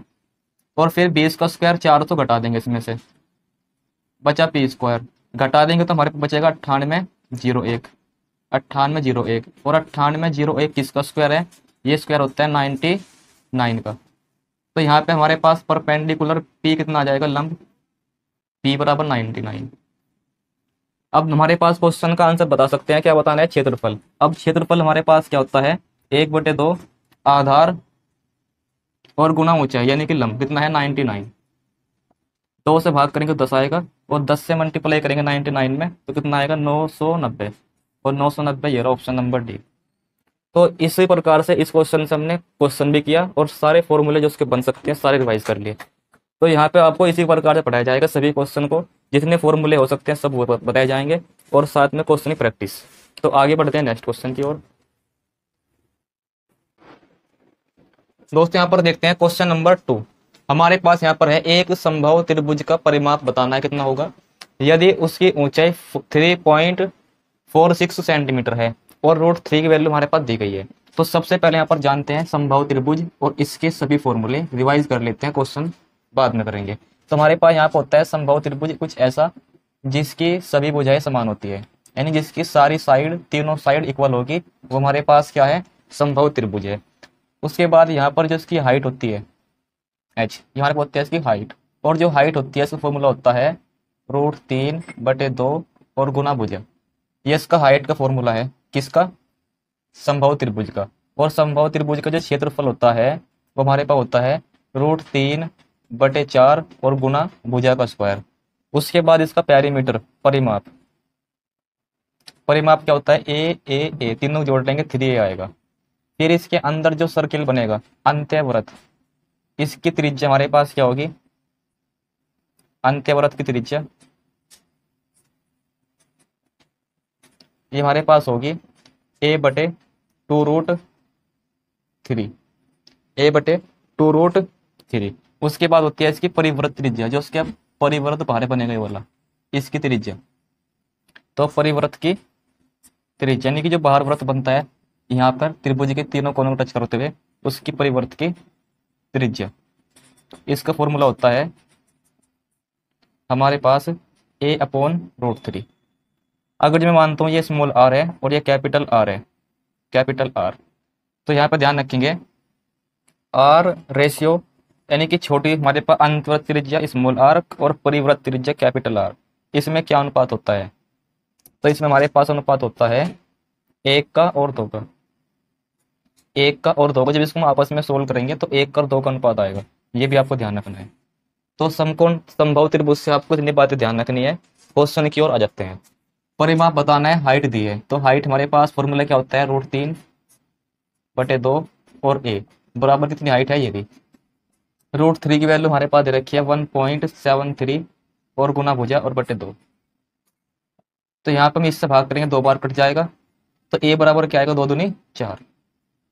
बताना है परिमाप, परिमाप कितना होता है इसका 3 है, तो 3 की वैल्यू बतानी है। a हमारे पास कितना है 4, तो 4 3 12, तो 12 सेंटीमीटर आ जाएगा इस संभव त्रिभुज का परिमाप, यानी कि parameter. Option number D answer रहेगा। आगे बढ़ते हैं नेक्स्ट क्वेश्चन की ओर। दोस्तों यहाँ पर देखते हैं क्वेश्चन नंबर 3। क्वेश्चन नंबर 3 हमारे पास है, एक समद्वि विभव त्रिभुज का परिमाप हमारे पास ये रहा और इसका आधार 40 है, तो अन्य भुजाओं में से प्रत्येक भुजा की लंबाई बतानी है। तो सबसे पहले हमें जानना चाहिए समद्विबाहु त्रिभुज क्या है, तो इसके बारे में आपको मैं कंप्लीट नॉलेज दूंगा कि यहाँ पे फॉर्मूले क्या बनेगा और समद्विबाहु त्रिभुज क्या होता है। तो इस क्लास का मकसद यह है कि आपको 2D 3D जो चैप्टर है सभी टाइप के सभी फॉर्मूले आपके रिवाइज हो जाएंगे, और इंपॉर्टेंट क्वेश्चन तो आपको यहाँ पर देखने को मिलेगा जो एग्जाम के लिए इंपॉर्टेंट हो सकता है। तो समद्विबाहु त्रिभुज की बात करते हैं, कैसा होता है समद्विबाहु त्रिभुज। दोस्तों वह त्रिभुज है जिसकी 2 भुजाएं समान होगी या फिर 2 कोण समान होंगे। हम मानते हैं कि ये इस त्रिभुज के ये 2 कोण सेम है, तो इनके सामने की जो साइड है ये वाली, ये भी सेम होगी। अगर जो किसी त्रिभुज की 2 भुजाएं समान है तो वो समद्विबाहु त्रिभुज है, तीसरी भुजा समान नहीं होगी। तो ये 2 त्रिभुज की हमारे पास भुजाएं समान है, तो ये 2 एंगल भी समान होंगे, इसलिए हमारे पास ये क्या है, एक समद्विबाहु त्रिभुज है। बात करते हैं इसकी हाइट का फॉर्मूला क्या होगा। तो इसकी हाइट हमारे पास होगी h, तो इसकी हाइट का फॉर्मूला ध्यान रखेंगे 1/2 √4a² माइनस के b²। बात करते हैं इसके क्षेत्रफल की फॉर्मूला। तो हमारे पास जो क्षेत्रफल का फॉर्मूला होगा ये हमारे पास होगा 1/4 और गुना b और फिर √4a² माइनस के b²। तो आपको फॉर्मूले भी याद करने हैं, तभी आप एग्जाम में क्वेश्चन कर पाएंगे। तो सभी फॉर्मूले आपको यहाँ पर मिलेंगे जितने पॉसिबल है इस चैप्टर में। उसके बाद फिर यहाँ पे हमारे पास इसका पेरीमीटर, परिमाप। तो इसका परिमाप होता है a और a2a प्लस के b, ये इसका परिमाप होता है। नेक्स्ट हमारे पास है इसकी अंत्यवृत्त की त्रिज्या। जो इसके अंत्यवृत्त हमारे पास अंदर जो वृत्त बनेगा ये वाला, इसकी त्रिज्या, अंत्यवृत्त की त्रिज्या। तो हमारे पास इसका फॉर्मूला होता है, हमारे पास इस त्रिभुज का परिमाप, नहीं सॉरी, इस त्रिभुज का हमारे पास क्षेत्रफल। तो त्रिभुज का हमारे पास यहाँ पे क्षेत्रफल और फिर हमारे पास यहाँ पे बटे हमारे पास आएगा इस त्रिभुज का परिमाप, सॉरी इस त्रिभुज का अर्ध परिमाप। ध्यान रखिए हमारे पास ये तो उसका परिमाप है 2s। अगर जो बात करते हैं इसके अर्ध परिमाप की, मतलब सीख लेते हैं, ये तो परिमाप है इसका, तो इसका अर्ध परिमाप आएगा इस बराबर 2a प्लस के b और बटे हमारे पास 2। तो इसका हमारे पास नीचे लेंगे अर्ध परिमाप। तो ये इसके अंत्यवृत्त की त्रिज्या का फॉर्मूला हो जाता है। बात करते हैं परिवृत्त की त्रिज्या का फॉर्मूला। परिवृत्त की त्रिज्या, इसका फॉर्मूला आएगा, जितनी हमारे पास साइड दी गई सबकी मल्टीप्लाई कर लो, a इंटू a हो जाएगा a² और बटे b और बटे 4 गुना त्रिभुज का क्षेत्रफल, बटे 4 गुना त्रिभुज का क्षेत्रफल। तो इसमें ये एक फॉर्मूला ऊंचाई का ध्यान रखना है, एक फॉर्मूला क्षेत्रफल का, एक फॉर्मूला परिमाप का, एक फॉर्मूला अर्ध परिमाप का, फिर अंत्यवृत्त की त्रिज्या और परिवृत्त की त्रिज्या। तो ये सब फॉर्मूले हैं किसके, समद्विबाहु त्रिभुज के। क्वेश्चन के अकॉर्डिंग बात करते हैं, इसका परिमाप दिया है, परिमाप होता है 2a प्लस के b बराबर 220 और इसके आधार हमारे पास कितना है, इसका हमारे पास होता है आधार ये वाला, तो ये b होता है। तो b का मान दिया है 40, तो 2a प्लस के 40 और 220, 40 घटाने कितना बचेगा 180, 2 से भाग कर देंगे तो a की वैल्यू आ जाएगी इतनी 90। तो कह रहा कहता है इस आधार को छोड़कर जो अन्य दो भुजाएं हैं उसमें उनका प्रत्येक की लंबाई क्या हो सकती है। तो प्रत्येक की लंबाई 90 सेंटीमीटर होगी। ये इस क्वेश्चन का राइट आंसर है। तो ये सब फॉर्मूले याद करने हैं, इंपॉर्टेंट है, आपको सभी फॉर्मूले देखने को मिलेंगे और इंपॉर्टेंट क्वेश्चन भी। तो वीडियो के लास्ट तक आपको बने रहना है। दोस्तों यहाँ पर देखते हैं क्वेश्चन नंबर 4 और क्वेश्चन नंबर 5, दोनों ही क्वेश्चन एग्जाम के लिए इंपॉर्टेंट रहेंगे। सबसे पहले आपको यहाँ पर जानना है त्रिभुज की तीनों भुजाएं अलग अलग है। त्रिभुज की तीनों भुजाएं, त्रिभुज की 3 भुजाएं हैं और त्रिभुज की तीनों भुजाएं अलग अलग है। तो हमारे पास इसको बोलते हैं विषमबाहु त्रिभुज। क्या बोलते हैं, विषमबाहु त्रिभुज, या फिर हमारे पास बोल सकते हैं, हाँ सही बात है, विषमबाहु त्रिभुज, विषमबाहु त्रिभुज। तो विषमबाहु त्रिभुज क्या होता है, जिसकी तीनों भुजाएं अलग अलग होगी, वही हमारे पास है विषमबाहु त्रिभुज। ये a है, ये b है, ये c है। इसका जो परिमाप होता है, पेरीमीटर परिमाप, ये होता है 2s बराबर हमारे पास आएगा a प्लस b प्लस के c। इसका हमारे पास फिर होता है अर्ध परिमाप, अर्ध परिमाप। तो इसका अर्ध परिमाप होता है s बराबर a plus b plus c बटे 2। फिर बात आती है इसका क्षेत्रफल। तो विषमबाहु त्रिभुज का क्षेत्रफल हमारे पास होता है √s माइनस a, s हमारे पास है अर्ध परिमाप, s माइनस b और s माइनस के c, ये इसको होता है क्षेत्रफल। फिर इसके हमारे पास है अंत्यवृत्त की त्रिज्या। फिर हमारे पास आती है इसके अंत्यवृत्त की त्रिज्या। तो इसके अंत्यवृत्त की हमारे पास त्रिज्या होती है त्रिभुज का क्षेत्रफल, त्रिभुज का क्षेत्रफल और बटे अर्ध परिमाप। फिर आती है परिवृत्त की त्रिज्या, परिवृत्त की त्रिज्या। तो उसका फॉर्मूला होता है a Guna b Guna c और 4 गुना त्रिभुज का क्षेत्रफल। तो ये सब आपको याद करना है। ये विषमबाहु त्रिभुज के हमारे पास फॉर्मूले हैं। विषमबाहु त्रिभुज क्या होता है, जिसकी तीनों भुजाएं अलग अलग होगी। तो यहाँ पर इस क्वेश्चन को हम करते हैं। सबसे पहले यहाँ पर निकाल लेंगे s की वैल्यू। वो कैसे निकलेगी, तब यहाँ पे निकालना है क्षेत्रफल, तो पहले एस की वैल्यू निकालनी पड़ेगी क्योंकि यहाँ पे एक्स चाहिए। एस निकलेगा, तीनों को जोड़ के 2 से भाग, तीनों को हम जोड़ेंगे कितना हमारे पास आएगा 12 आएगा, 12 में 2 से भाग कर देंगे तो 6 आ जाएगा। उसके बाद निकालना है क्षेत्रफल, यहाँ लिखेंगे 6। उसके बाद एस में से ए घटाएंगे तो 6 में से 3 घटाएंगे 3 आएगा। फिर एस में से बी घटाएंगे तो 6 में से 4 घटाएंगे 2 आएगा, और फिर 5 घटाएंगे 1 आएगा। तो फिर हमारे पास कितना आ जाएगा 6 या 18, 18 दूनी 36, और 36 किसका स्क्वायर है 6 का, तो 6 सेंटीमीटर स्क्वायर त्रिभुज का क्षेत्रफल आ जाएगा। आगे बढ़ते हैं नेक्स्ट क्वेश्चन की ओर। त्रिभुज का हमारे पास आधार की लंबाई उसकी ऊंचाई से 3 कम है, और त्रिभुज का क्षेत्रफल यह है, बताना है आधार की लंबाई कितनी है। तो यहाँ पर ध्यान रखेंगे त्रिभुज का क्षेत्रफल होता है, ये होता है 1/2 आधार गुना ऊंचाई। तो त्रिभुज का क्षेत्रफल का फॉर्मूला आधार गुना ऊंचाई भी होता है, आधार गुना ऊंचाई। उसके बाद यहाँ पे जो आधार है वो हमारे पास ऊंचाई से 3 कम है, तो जो आधार है ऊंचाई से 3 कम है, तो ऊंचाई से कितना कम है 3 कम है, तो ऊंचाई कितनी आ जाएगी b + के 3। तो क्षेत्रफल हमारे पास कितना दे रखा है इसका 104, 1/2 आधार हमारे पास नहीं पता कितना है, ऊंचाई हमारे पास ही आ गई थी b + के 3। इस 2 की मल्टीप्लाई इधर करेंगे तो कितना आ जाएगा 208। तो b का मान वो आंसर है जिसका यहाँ पर रखने पर ये इक्वल आए। यदि मैं b का मान यहाँ पर लेता हूँ, यहाँ पर हमारे पास 13, b का मान 13 लेते हैं 13, और फिर यहाँ पे 13 और +3 कितना हो जाएगा 16, तो 16 3 48 का 8 का हासिल लगे 4, 16 कम 16 4 20, तो मल्टीप्लाई करने पर 208 ही आएगा। तो b की वैल्यू यहाँ पे यानी कि आधार की लंबाई 16 राइट आंसर रहेगा इस क्वेश्चन का। आगे बढ़ते हैं नेक्स्ट क्वेश्चन की ओर। दोस्तों यहाँ पर देखते हैं क्वेश्चन नंबर 6, इंपोर्टेंट क्वेश्चन रहेगा।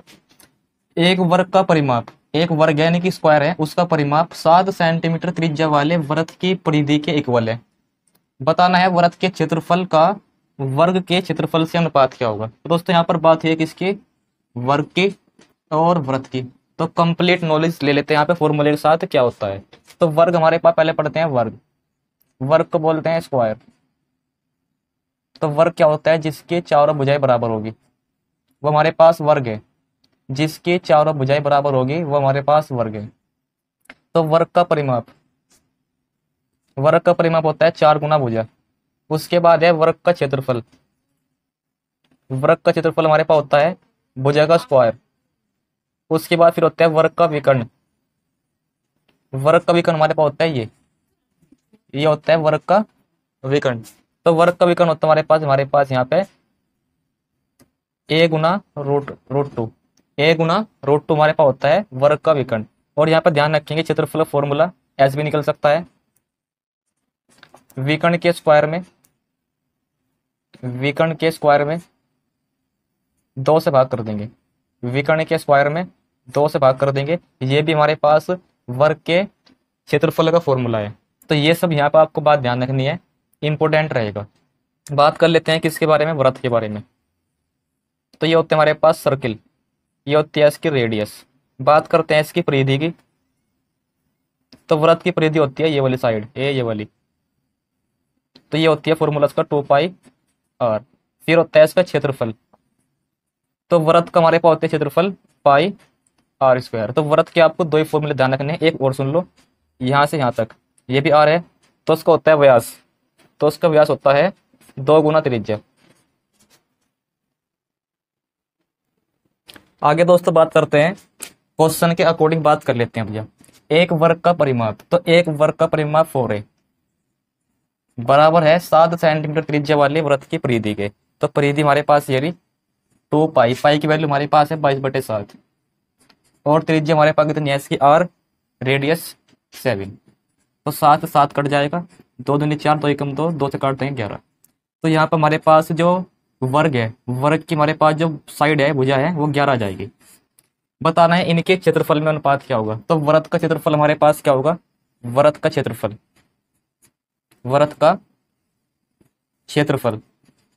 तो फॉर्मूला क्या है इसका, πr²। तो पाई की वैल्यू 22/7, r की वैल्यू ये रही 7 गुना 7, 7 7 कट जाएगा, 7 की मल्टीप्लाई 22 में करेंगे तो 154 आएगा। तो ये आ जाएगा हमारे पास वृत्त का क्षेत्रफल। बात करते हैं हमारे पास किसके, वर्ग, वर्ग का क्षेत्रफल। तो वर्ग का क्षेत्रफल हमारे पास आएगा 11 का स्क्वायर, यानी कि भुजा का स्क्वायर, क्योंकि वर्ग का क्षेत्रफल भुजा का स्क्वायर यानी 11 का स्क्वायर करेंगे 121 आएगा। बताना है वृत्त के क्षेत्रफल और वर्ग के क्षेत्रफल में अनुपात। तो इसको हम 11 से भाग कर लेंगे, 11 एकम 11, 11 चौक 44, 11 से भाग करेंगे 11 से, 11 बार कट जाएगा, तो ये अनुपात आएगा ऑप्शन नंबर डी। तो हमने यहाँ पर इस क्वेश्चन के माध्यम से वर्ग के बारे में पढ़ लिया। कोई क्वेश्चन आए तो इन्हीं फॉर्मूले से आप बना लेंगे। इसी क्वेश्चन से हमने पढ़ लिया किसके बारे में, वृत्त के बारे में। तो वृत्त से जो क्वेश्चन आएगा आप यहाँ पे बना लेंगे। तो ये सब यहाँ पर जो है इस प्रकार से मैं डिटेल नॉलेज फॉर्मूले की आपको देते हुए चलूंगा। आगे भी आपको वीडियो के साथ बने रहना है, वीडियो कंप्लीट देखनी है, तभी आपको इस वीडियो से बेनिफिट एग्जाम में मिलेगा। तो आगे बढ़ते हैं नेक्स्ट क्वेश्चन की ओर। दोस्तों यहाँ पर देखते हैं क्वेश्चन नंबर 7। तो क्वेश्चन नंबर 7 में हम पहले जान लेते हैं हमारे पास आयत क्या होता है। तो बात करते हैं किसकी, आयत की। हमारे पास होता है आयत जिसकी आमने सामने की भुजाएं बराबर हो, वो हमारे पास आयत है। लंबाई ये होती है इसकी, ये होती है चौड़ाई। बात करते हैं इसके परिमाप की। तो परिमाप इसका होता है, सबको जोड़ेंगे तो हमारे पास आएगा 12 और 2b, 2 कॉमन आएगा तो इसको याद कर लेंगे। आयत की परिमाप हमारे पास होता है 2 गुना लंबाई प्लस के चौड़ाई। फिर बात आती है इसके क्षेत्रफल की, क्षेत्रफल इसका होता है लंबाई गुना चौड़ाई। फिर बात आती है इसके विकर्ण की, किसकी, विकर्ण के डायगोनल की। तो ये होता है अंडर रूट, ये होता है इसका विकर्ण, ये वाला, ये इसका विकर्ण है, ये इसका विकर्ण है। तो उसकी हमारे पास लंबाई होती है, विकर्ण की लंबाई under root L square plus के बी स्क्वायर। तो ये 3 फॉर्मूले हैं, तीनों फॉर्मूले याद कर लेने हैं किसके, आयत के। तो यहाँ पर बात करते हैं एक आयताकार खेत की लंबाई इतनी है और उसका विकर्ण इतना है, तो उसको बताना है क्षेत्रफल कितना है। तो उसका विकर्ण हमारे पास ये रहा, विकर्ण हमारे पास होता है 89 और विकर्ण हमारे पास ये होता है एल स्क्वायर। तो इसमें एक भुजा दे रखी है हमारे पास, एक भुजा, ये मान लो कि ये भुजा 29 है इसकी लंबाई। उसके बाद इसकी दूसरी भुजा हम निकाल लेंगे बी। तो यहाँ पर दोनों ओर का वर्क करेंगे, दोनों ओर का वर्क करेंगे तो 89 का स्क्वायर क्या आएगा, 89 का स्क्वायर हमारे पास आएगा 9 का स्क्वायर 81, 81 का 8 का हासिल 1, 9 8 72, 72 दूनी 144, 150, 150। फिर एक काम करते हैं, दोबारा देख लो, दोबारा इसका स्क्वायर, ये हमारे पास 100 से 11 कम है तो 11 का स्क्वायर 121 आएगा, लास्ट में 21, एक का यहाँ पे 11 घटा देंगे इसमें तो बचेगा 78 और 79। तो ये हमारे पास आएगा, दोनों ओर का स्क्वायर करेंगे तो 89 का स्क्वायर ही आएगा। उसके बाद 39 का स्क्वायर, 39 का स्क्वायर हमारे पास आएगा 11 का स्क्वायर 121। उसके बाद 11 घटाएंगे 24 और एक 25।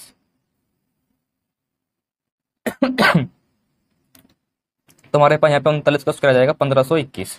उसके बाद प्लस के 20 स्क्वायर, यहाँ पे वैल्यू घटा देंगे इसमें थे, ये वैल्यू इधर से, तो 0 बचेगा, 0 बचेगा, 4 बचेगा और 6 बचेगा, तो 20 स्क्वायर। तो ये किसका स्क्वायर है, 80 का स्क्वायर बनेगा। तो बी की वैल्यू ये आ गई। तो यानी कि हमारे पास जो त्रिभुज की, जो हमारे पास यहाँ पे आयत की जो भुजा है, एक भुजा हमारे पास कितनी है, इतनी है, तो दूसरी भुजा 80 है। बताना मुझे इसका क्या है, क्षेत्रफल। तो लंबाई गुना चौड़ाई कर लेंगे, तो जो हमारे पास आएगा यहाँ पे भुजा दोनों गुना कर देंगे इसकी, 80 गुना 39, तो मल्टीप्लाई करेंगे तो आंसर आएगा 0 के 0, 8 निम 72, 72 का 2 का, तो लास्ट में 72 यहीं पर आ रहा है, ये इस क्वेश्चन का राइट आंसर हो। तो इस क्वेश्चन का आंसर ऐसे कर सकते थे। तो ये क्वेश्चन नंबर 1 का सोल्यूशन हुआ। क्वेश्चन नंबर 2 की बात करते हैं। क्वेश्चन नंबर 2 पे हमारे पास 60 मीटर परिमाप। तो परिमाप हमारे पास होता है, परिमाप हमारे पास होता है 2 गुना लंबाई प्लस चौड़ाई, और जो कितना है 60 है, 2 से भाग करेंगे तो हमारे पास यहाँ पाएगा 30। इसकी आयत की लंबाई में और यहाँ पर जो भुजाएं हैं आयत की, उसमें अनुपात रखा 3 और 2, तो 3 2 5, तो 5 डिजिट की वैल्यू हमारे पास किसके बराबर आएगी, 30 के। तो 1 बराबर किसके आएगी, 5 अंक 30 के। तो बताना है उसका क्षेत्रफल क्या होगा। तो लंबाई कितनी आ जाएगी, 6 तिया 18 और 6 दूनी 12, तो इस प्रकार क्षेत्रफल निकल जाएगा। तो लास्ट की डिजिट में 6 आना है, क्योंकि 18 दूनी 36, लास्ट में 6 आएगा, ऑप्शन ये रहा इकाई में 6, तो मल्टीप्लाई करने पर 216 आ जाएगा। तो ये क्वेश्चन आपको कर लेने हैं और फॉर्मूले आपको याद कर लेने आयत के जो आपके सामने है। आगे बढ़ते हैं नेक्स्ट क्वेश्चन की ओर। दोस्तों नेक्स्ट क्वेश्चन हमारे पास है समचतुर्भुज से। तो पहले यहाँ पर जान लो समचतुर्भुज होता कैसा है और इसके फॉर्मूले क्या है। तो हमारे पास यहाँ पर ध्यान रखेंगे, हमारे पास ये होता है समचतुर्भुज इस प्रकार से, और इसकी जो चारों साइड है ये समान होगी, क्योंकि यहाँ पे लिखा है समचतुर्भुज, तो ये चारों साइड इसकी बराबर होती है। और इसमें दो विकर्ण देखने को मिलेंगे और दोनों विकर्ण की लंबाई अलग अलग होगी। तो ये विकर्ण की बात करते हैं D1 है, और ये हमारे पास विकर्ण क्या है D2 है। अगर जो मुझे यहाँ पे इसका परिमाप बताना हो, पेरीमीटर, समचतुर्भुज का पेरीमीटर परिमाप, तो बताएंगे ए 4 है, सब कुछ ऐड कर लेंगे। उसके बाद हमारे पास का क्षेत्रफल, इसका हमारे पास होता है क्षेत्रफल 1/2, जो भी विकर्ण की लंबाई आएगी उनका गुणनफल कर दो, तो हमारे पास ये आएगा इसका क्षेत्रफल। उसके बाद यहाँ पर ध्यान रखेंगे एक रिलेशन होता है 4a² बराबर होता है D1 का स्क्वायर प्लस के D2 का स्क्वायर। ये रिलेशन इंपॉर्टेंट है, आपको ध्यान रखना है। तो यहाँ से क्वेश्चन बना है ये रहा, एक समचतुर्भुज के विकर्णों का योगफल कितना है 1600 है, यानी कि हमारे पास 1600 है। बताना है विकर्ण की भुजा, हमारे पास समचतुर्भुज की साइड कितनी है, ए का मान बताना है। तो बताएंगे कैसे, यहाँ पे देखो 4 से भाग करेंगे, हमारे पास 400 आएगा। 400 किसका स्क्वायर है 200, ये 20 का स्क्वायर है, तो हमारे पास ए बराबर कितना आएगा 20। तो यहाँ पे समचतुर्भुज की जो साइड है वो 20 आ जाएगी। आगे बढ़ते हैं नेक्स्ट क्वेश्चन की ओर। यहाँ पर हमारे पास है किसी समचतुर्भुज का एक विकर्ण की लंबाई हमारे पास रखी है 1 D1 मान लो, जो कितनी है 8√3। यदि दूसरा विकर्ण की जो लंबाई है उसकी भुजा के बराबर है, दूसरे विकर्ण की जो लंबाई है उसकी भुजा के बराबर है, इसका मुझे बताना है क्षेत्रफल कितना होगा। तो उसका क्षेत्रफल निकालने के लिए यहाँ पे सबसे पहले हम देखते हैं D2 कितना आएगा। तो हमारे पास यहाँ पे D2 चेक करेंगे पहले, क्योंकि क्षेत्रफल निकलेगा D1 D2। तो ये हमारे पास फॉर्मूला लगाएंगे D1 का स्क्वायर 8 का स्क्वायर 64, और 64 ये हमारे पास हो जाएगा 192। फिर दूसरे हमारे पास किसका स्क्वायर, विकर्ण का स्क्वायर जो हमारे पास है इसकी भुजा के बराबर, तो A² बराबर कितने का आएगा हमारे पास 4a²। ये घटाएंगे बच्चे हमारे पास यहाँ पर 3a² और 192, 3 से भाग करेंगे 3 × 18 और 3 × 12, तो ये 64 किसका स्क्वायर आएगा 8 का स्क्वायर आएगा। तो a बराबर कितना आ जाएगा हमारे पास 8, और a हमारे पास किसके बराबर है, इसके दूसरे विकर्ण के बराबर है, तो दूसरा विकर्ण हमारे पास कितना आएगा 8 आएगा।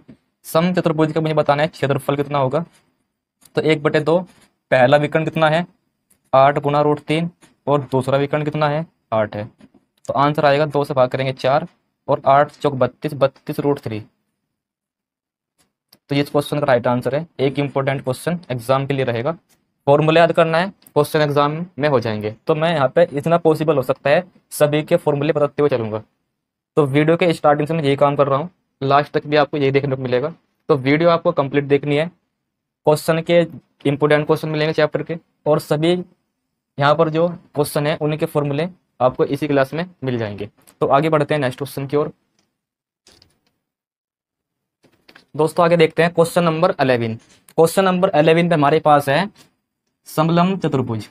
तो आपको सबसे पहले पता होना चाहिए समलंब चतुर्भुज क्या होता है और इसके फॉर्मूला क्या है। तो हमारे पास ये होता है समलंब चतुर्भुज इस प्रकार से। तो ये समलंब चतुर्भुज हमारे पास चतुर्भुज का डायग्राम है, और यहाँ पे ये होती है इसकी लंबाई हमारे पास समांतर भुजाएं ए और बी, ये होती है इसकी समांतर भुजाएं ए और बी, इसकी यहाँ से यहाँ तक की लंबाई और इसकी यहाँ से यहाँ तक की लंबाई, ये होती है इसकी हाइट। तो इसमें एक ही फॉर्मूला बनता है, एक ही क्वेश्चन बनता है किसका, क्षेत्रफल का। तो फॉर्मूला हमारे पास है, ध्यान रखें कभी नहीं भूलना, 1/2 समांतर भुजाओं का योग और गुणा उनके बीच की दूरी यानी कि हाइट। क्या ध्यान रखना है, समलंब चतुर्भुज का क्षेत्रफल बराबर होता है समांतर भुजाओं का योग जो हमारे पास है और गुणा उनके बीच की दूरी। तो क्वेश्चन का आंसर आएगा, बताना है समलंब चतुर्भुज का हमारे पास क्षेत्रफल ज्ञात करो जिनकी ऊंचाई हमारे पास 7 है और समांतर भुजाएं इतनी है। तो 1/2 समांतर भुजाओं का योग 20 और 8 हमारे पास हो जाएगा 20, और बीच की दूरी या हाइट 7 है, 2 से भाग करेंगे 10 आएगा, और 10 सतह हमारे पास 70। तो क्षेत्रफल हमारे पास जाएगा 70 centimetre square. Option number D right answer रहेगा। आगे बढ़ते हैं नेक्स्ट क्वेश्चन की ओर। दोस्तों यहाँ पर देखते हैं, हमारे पास यहाँ पर है नेक्स्ट, हमारे पास यहाँ पर चैप्टर क्षेत्रफल आयतन 3D, यानी कि 2D हमने कंप्लीट कर लिया है। जितने पॉसिबल क्वेश्चन हो सकते थे सभी अपने यहाँ पर पढ़े। आगे हम पढ़ेंगे 3D। इसमें क्या पढ़ने वाले हैं, घन, घनाभ, शंकु, बेलन, खोखला बेलन, गोला, खोखला गोला और प्रिज्म, ये सब टॉपिक यहाँ पर हम कवर करेंगे, इनके सभी फॉर्मूले बताएंगे और क्वेश्चन भी यहाँ पर हम प्रैक्टिस करेंगे। तो हमारे पास पहले यहाँ पर है क्यूब यानी कि घन। तो घन हमारे पास क्या होता है, जिसके चारों हमारे पास सभी साइड बराबर होगी, इसमें 12 साइड होगी और 12 की 12 साइड बराबर होगी। एग्जाम्पल ले सकते हैं डाइज। तो डाइज हमारे पास एक क्यूब होता है, तो इसकी सभी भुजा बराबर होगी, तो ये एक हमारे पास क्यूब है। तो ध्यान रखना है फॉर्मूले से क्या क्या होगी। इसका जो हम बात करते हैं क्यूब का आयतन, जिसका वॉल्यूम है वो आएगा भुजा की पावर 3 है, जिसकी सभी भुजाएं, ये सब भुजा बराबर है इसकी, तो ये आयतन निकालना हो तो भुजा की पावर 3 करना पड़ेगा। यहाँ पर निकालना उसका मैं वक्र पृष्ठीय क्षेत्रफल। तो वक्र पृष्ठ हमारे पास क्षेत्रफल है ऊपर का, और नीचे का जो एरिया है उसे काउंट नहीं करना, चारों ओर काउंट करना है। तो यहाँ पर आएगा 4a²। बात करते हैं संपूर्ण पृष्ठीय क्षेत्रफल की, टोटल सरफेस एरिया की। तो संपूर्ण पृष्ठीय क्षेत्रफल हमारे पास आएगा टोटल सरफेस एरिया, इसका फॉर्मूला हमारे पास बनेगा 6a²। लास्ट फॉर्मूला है इसका विकर्ण का। तो उसका जो विकर्ण होता है डायगोनल, जो इसके अंदर यहाँ पे यहाँ से और इस कोने तक की लंबाई हो सकती है, वो उसका विकर्ण है डायगोनल। उसका फॉर्मूला बनेगा a√3 यानी कि भुजा गुना √3। ये 4 फॉर्मूले हैं, चारों फॉर्मूले याद कर लेने हैं। क्वेश्चन देखते हैं कैसे करना है। हमारे पास घन का पृष्ठीय क्षेत्रफल, घन का पृष्ठीय क्षेत्रफल हमारे पास कितना है। अब यहाँ पे ये नहीं पता ये घन का संपूर्ण है कौन सा है, तो हम यहाँ पे संपूर्ण मान चलेंगे, नहीं दिया तो 6a। कितना हमारे पास है 13.5। बताना है इसके विकर्ण की लंबाई कितनी होगी। तो विकर्ण की लंबाई निकालने के लिए हमारे पास यहाँ पे क्या चाहिए, a की वैल्यू चाहिए, a की वैल्यू। तो a की वैल्यू चाहिए, विकर्ण की लंबाई बताना है, तो a√3। ये स्क्वायर भी नहीं बन पाया किसी नंबर का।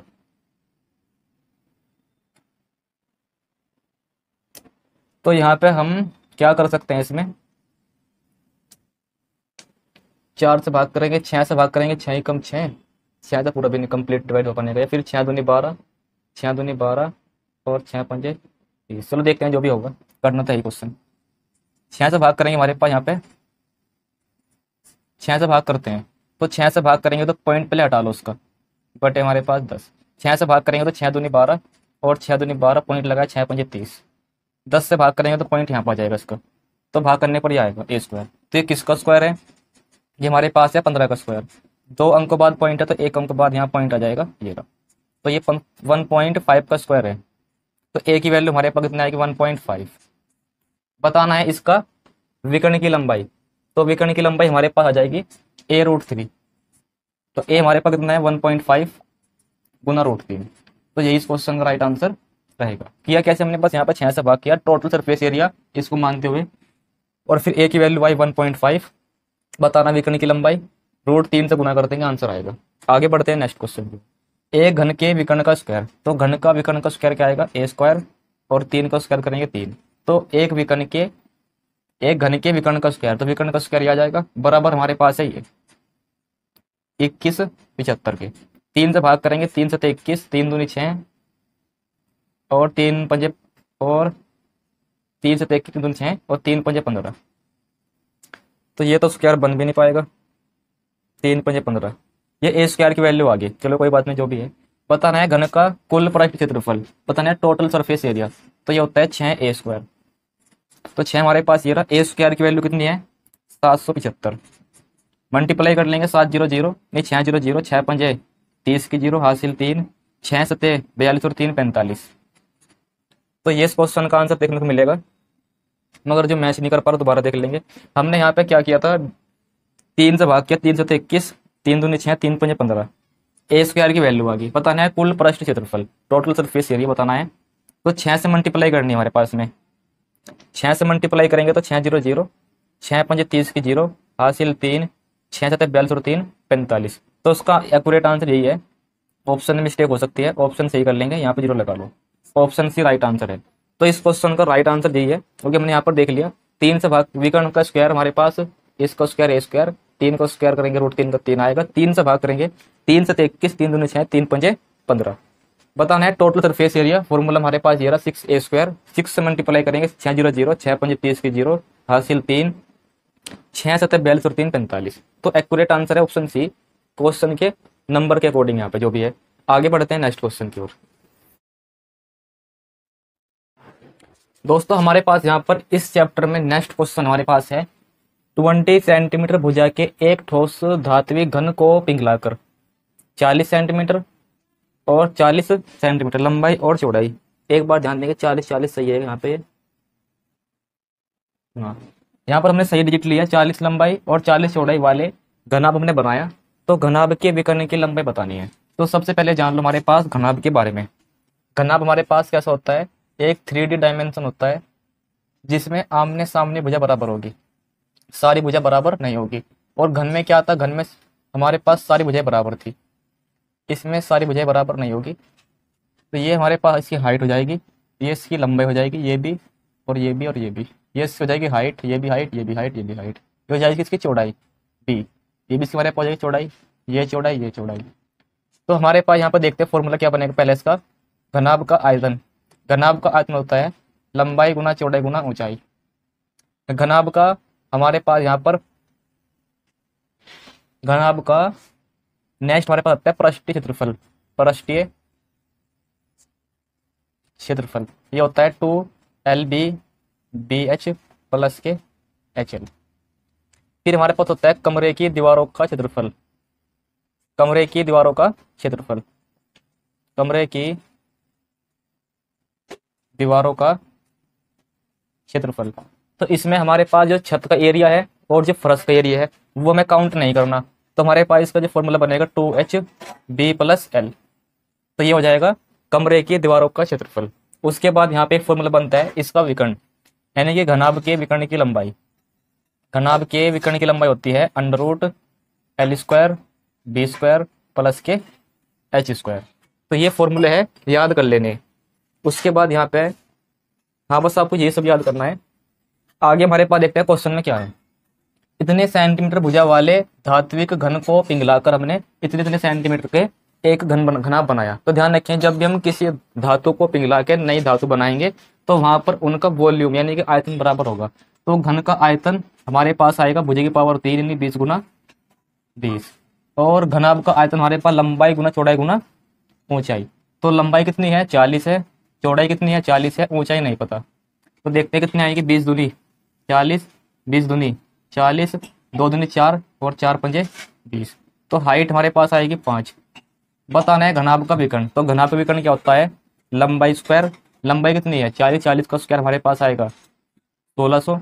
चौड़ाई का स्क्वायर, चौड़ाई हमारे पास 40 है, उसका स्क्वायर आएगा 1600। हाइट यानी कि 5 का स्क्वायर 25। तो जोड़ने पर हमारे पास जाएगा 3225। 3225 जोड़ने पर आ जाएगा। अब ये देखना है कि ऑप्शन कौन सा यहाँ पर एक्यूरेट आंसर रहेगा। तो इस क्वेश्चन का आंसर क्या रहेगा अब देखते हैं।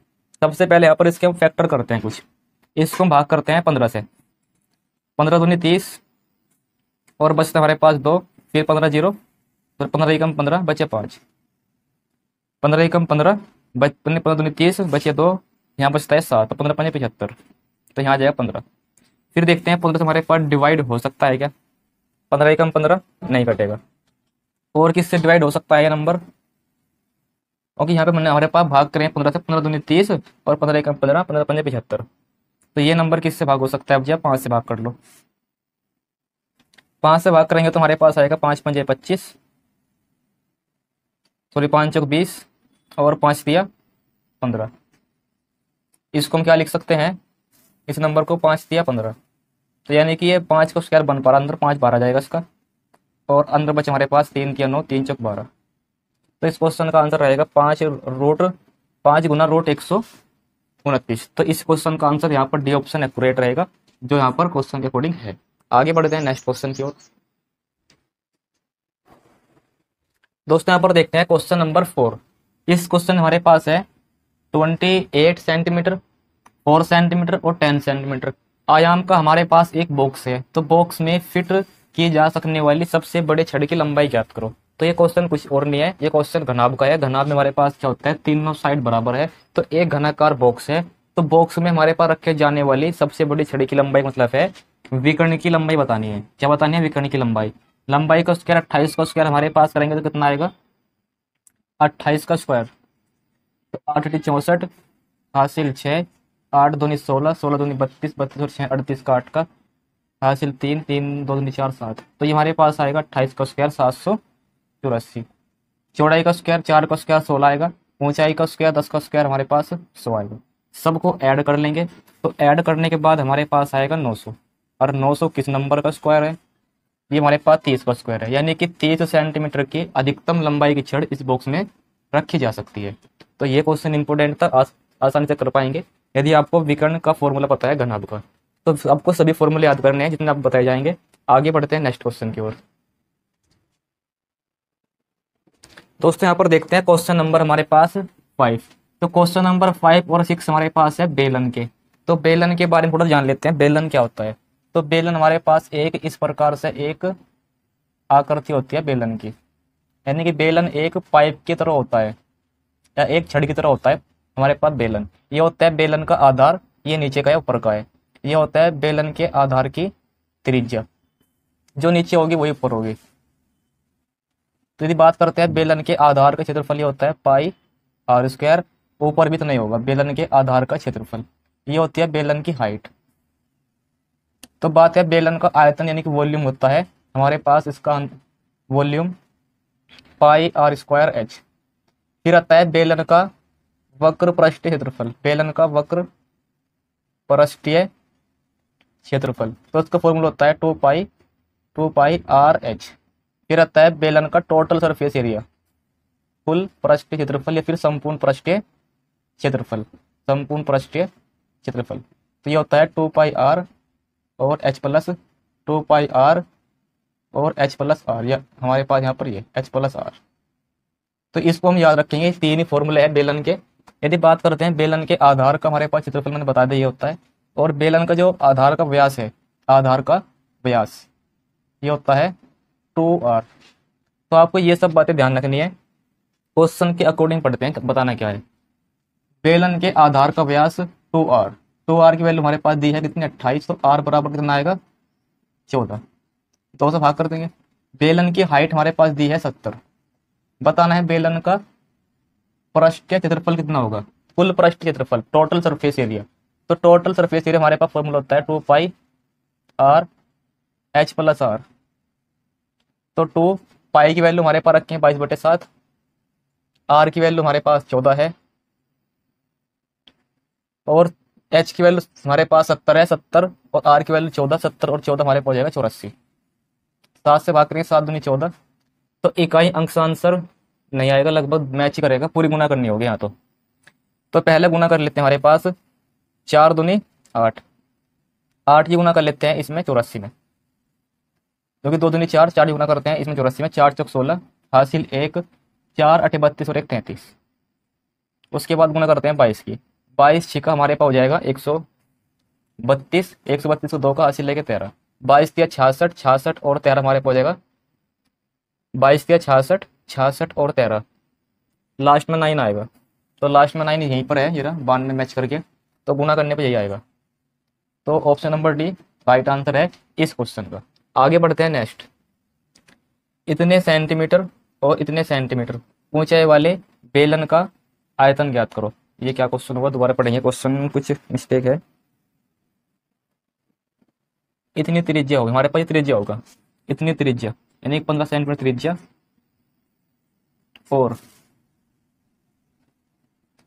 119 सेंटीमीटर ऊंचाई वाले बेलन का आयतन ज्ञात करो। तो बेलन के आयतन फॉर्मूला होता है पाई आर स्क्वायर एच। तो पाई का मान 22/7 है, आर स्क्वायर 15 का स्क्वायर 225 हो जाएगा और एच की वैल्यू हमारे पास है 119। 7 से भाग करेंगे, 7 एकम 7, 7 7 49 ये आ जाएगा। तो लास्ट में हमारे पास जीरो तो आनी है, जीरो तो आएगी, तो ये तो जीरो तो आएगी। तो जीरो हमारे पास, इसको जल्दी करने का तरीका देख लेते हैं, हो सकता है जल्दी। तो यहाँ पर हमारे पास इसको मैं लिखना चाहूँ 22 पंजे हमारे पास कितना हो जाएगा 110, 22 पंजे 110 हासिल लगे 11, 22 दूनी हमारे पास कितना हो जाएगा 22 दूनी 44, 44 और 11 हमारे पास 55, 55 का 5 का हासिल 5, 22 दूनी 44, 44 और 5, 44 और 5 हमारे पास हो जाएगा 49। और गुणा हमारे पास करें 17। इसी मल्टीप्लाई करते हैं, 0 में 0 आएगा और हमारे पास 17 पंजे 85, तो लास्ट में 5 आएगा। तो 0 कहाँ पर है ऑप्शन में, यही लास्ट में। तो यही इस क्वेश्चन का राइट आंसर है। मल्टीप्लाई करने पर यही मिलेगा। तो आपको यह थोड़ा सा जल्दी करने के लिए यूनिट डिजिट्स का ऑप्शन का सहारा लेना है। पूरी गुना कर तो आप कर सकते हैं, मगर इससे टाइम बच जाएगा आपका पूरी गुना करने से। तो इस प्रकार से कर सकते हैं। आगे बढ़ते हैं नेक्स्ट क्वेश्चन की ओर।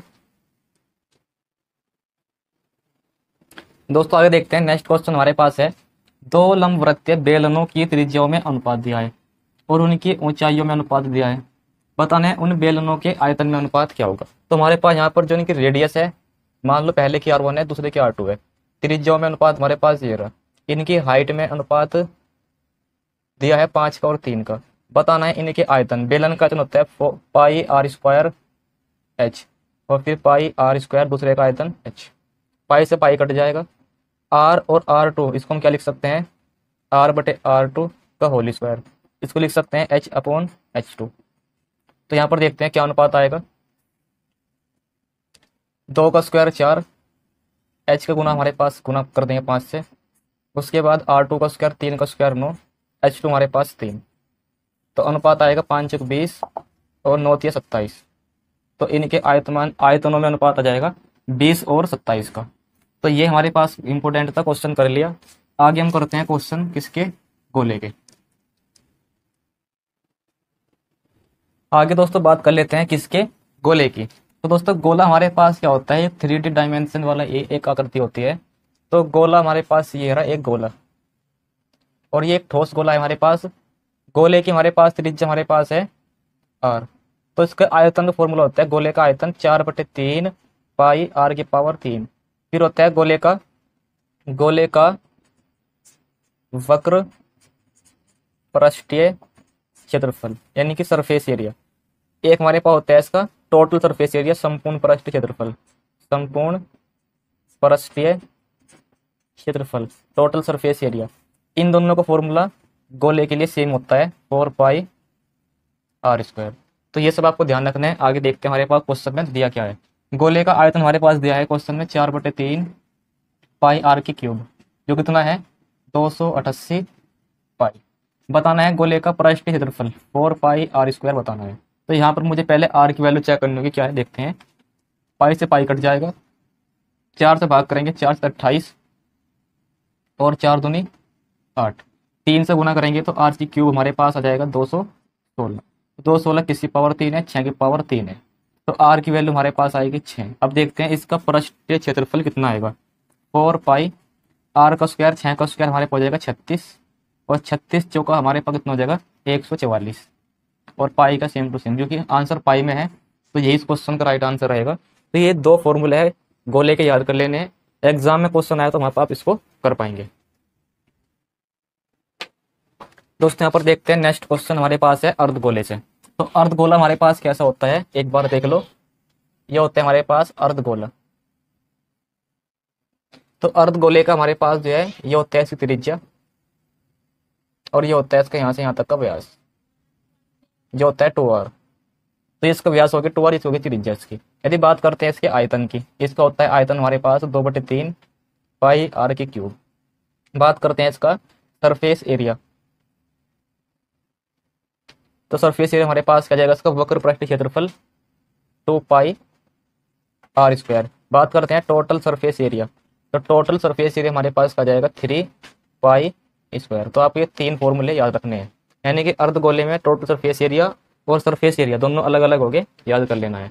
उसके बाद यहाँ पर बताना है मुझे व्यास हमारे पास दिया है 2R, कितना है 6। तो त्रिज्या हमारे पास कितनी आ जाएगी इसकी 3। बताना है इसका आयतन, अर्धगोले का आयतन। अर्धगोले के आयतन फॉर्मूला हमारे पास है 2/3 पाई R³।